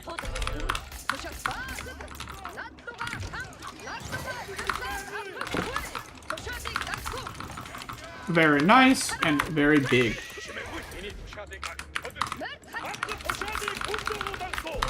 Because that slows down the relic gathering quite a bit. Especially when you deny the very first one.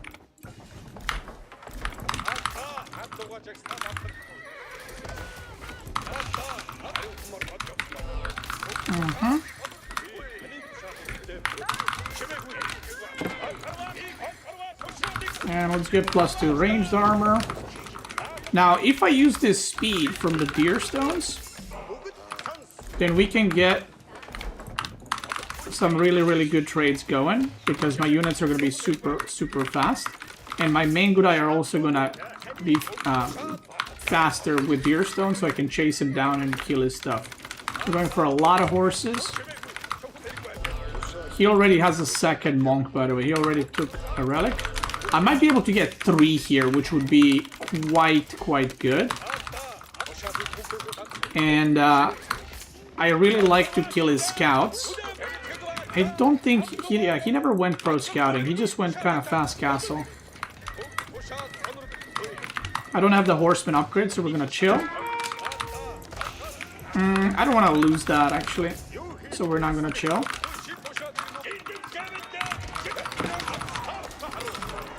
I just want to kill the scout. Okay, now he has no vision. So now if he fights here, he's literally fighting blind. Okay, there's another scout donation. Very nice. And now he can't enter here anymore. So we're just gonna go mass units now in castle. I'm not gonna go fast imp again. I could, but I don't wanna, because I don't wanna go fast imp every game. Even though I consider fast imp really, really good.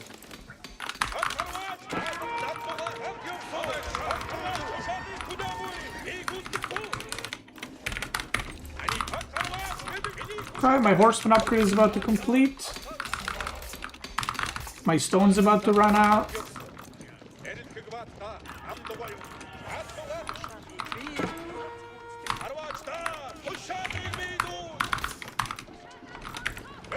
He knows that I picked up the relic, so I kind of have to go here.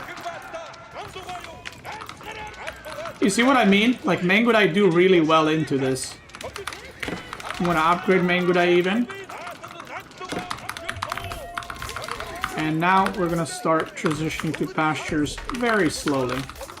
We ain't gonna rush it, but we're gonna get a lot of them.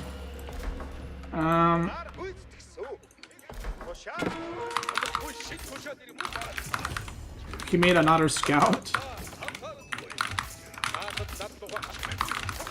I don't know a second stone.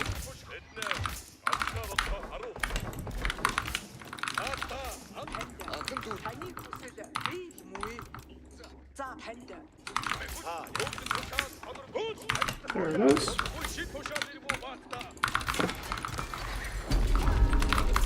I want to get +2 ranged attack as well.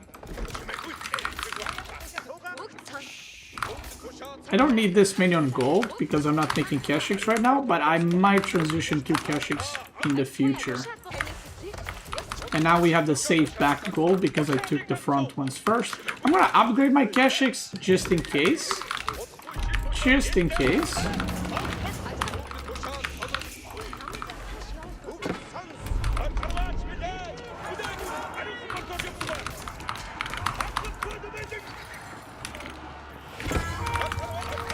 But like I said, I kind of want horsemen and Mangudai for now.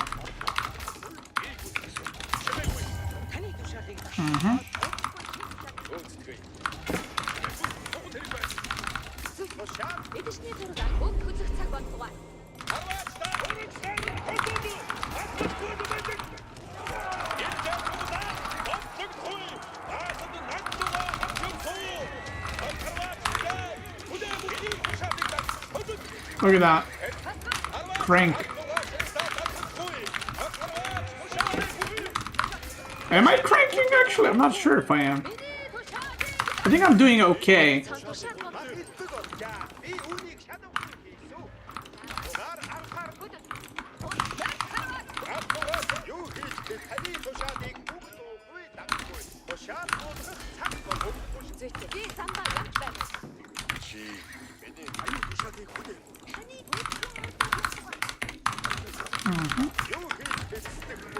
Go for more pastures.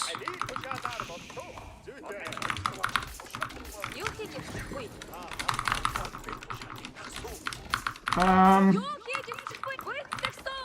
don't care if that goes down actually. I'm gonna make another tower in the middle instead. If it goes down, it goes down. I don't care too much.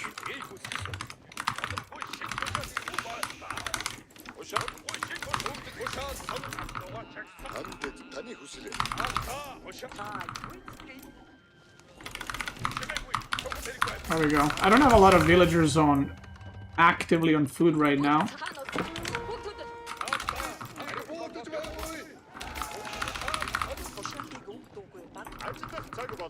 And the reason for that is they were traveling across the seas.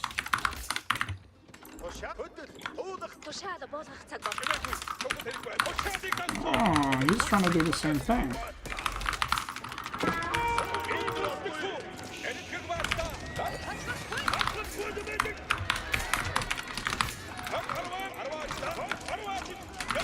I'm gonna go for the worker kills.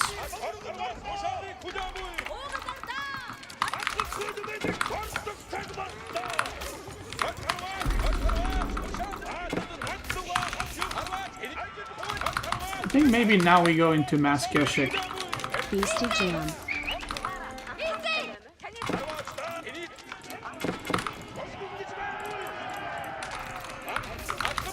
Let's see.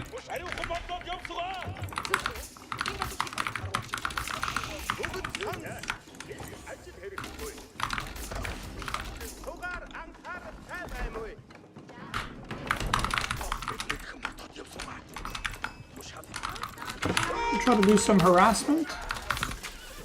We go mass Keshik here. Okay, I think I'm gonna stop making Mangudai and go crossbow Keshik.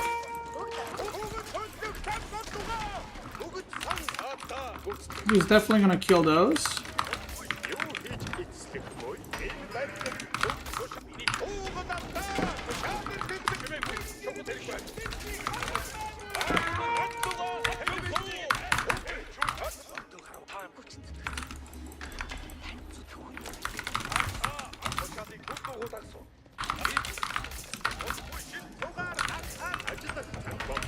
Ah, there we go.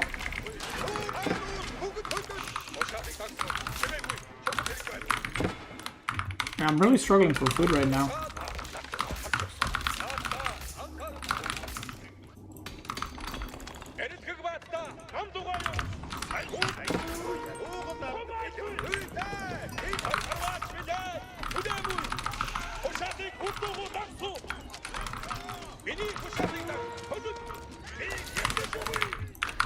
Alright.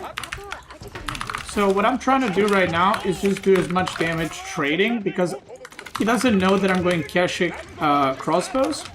So from here on out, any damage that I do is going to be quite good because I don't think he's going to be able to do the damage back to me. And because of that, I'm committing that much to raiding. This tower, I'm going to let it die because he doesn't have an upgrade, so... doesn't really help me in any way. But the next tower he goes for, I'm going to commit. My food income is still looking pretty bad. I do think I lost a decent amount of villagers. This tower I don't really want to lose, but I think I'm going to have to lose it. 51 villagers looks pretty bad.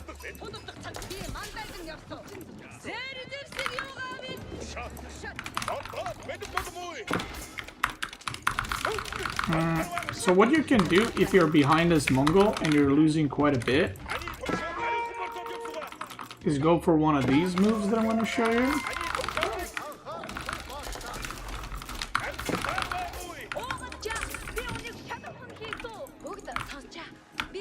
You can just go and make a second town center.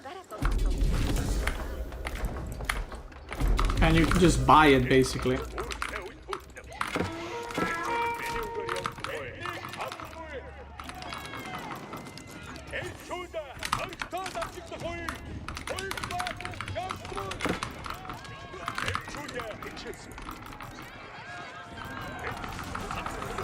Oh, this is really bad. Freaking Roose has so many units already. Holy shit.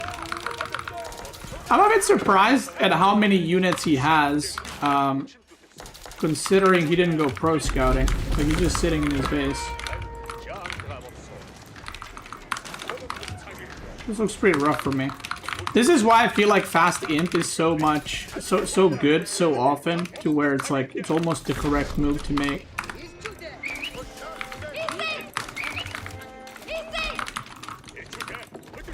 Okay. I have so many pastures. 13 pastures, I don't have enough food.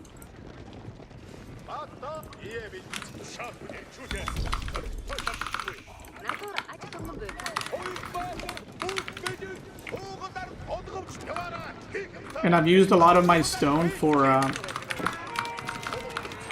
what's it called? For the towers in the middle, so I don't have the towers defensively.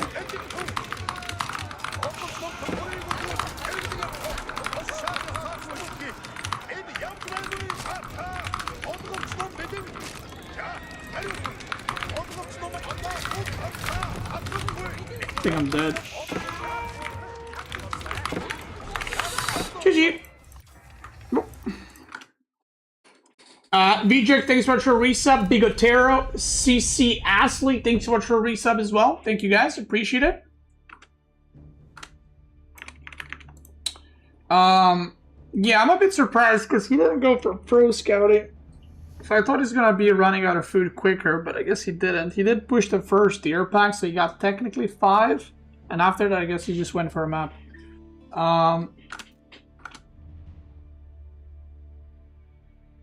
He also had, what's it called? He also had backwood lines, which was pretty unfortunate because we can't harass it. G to the G's.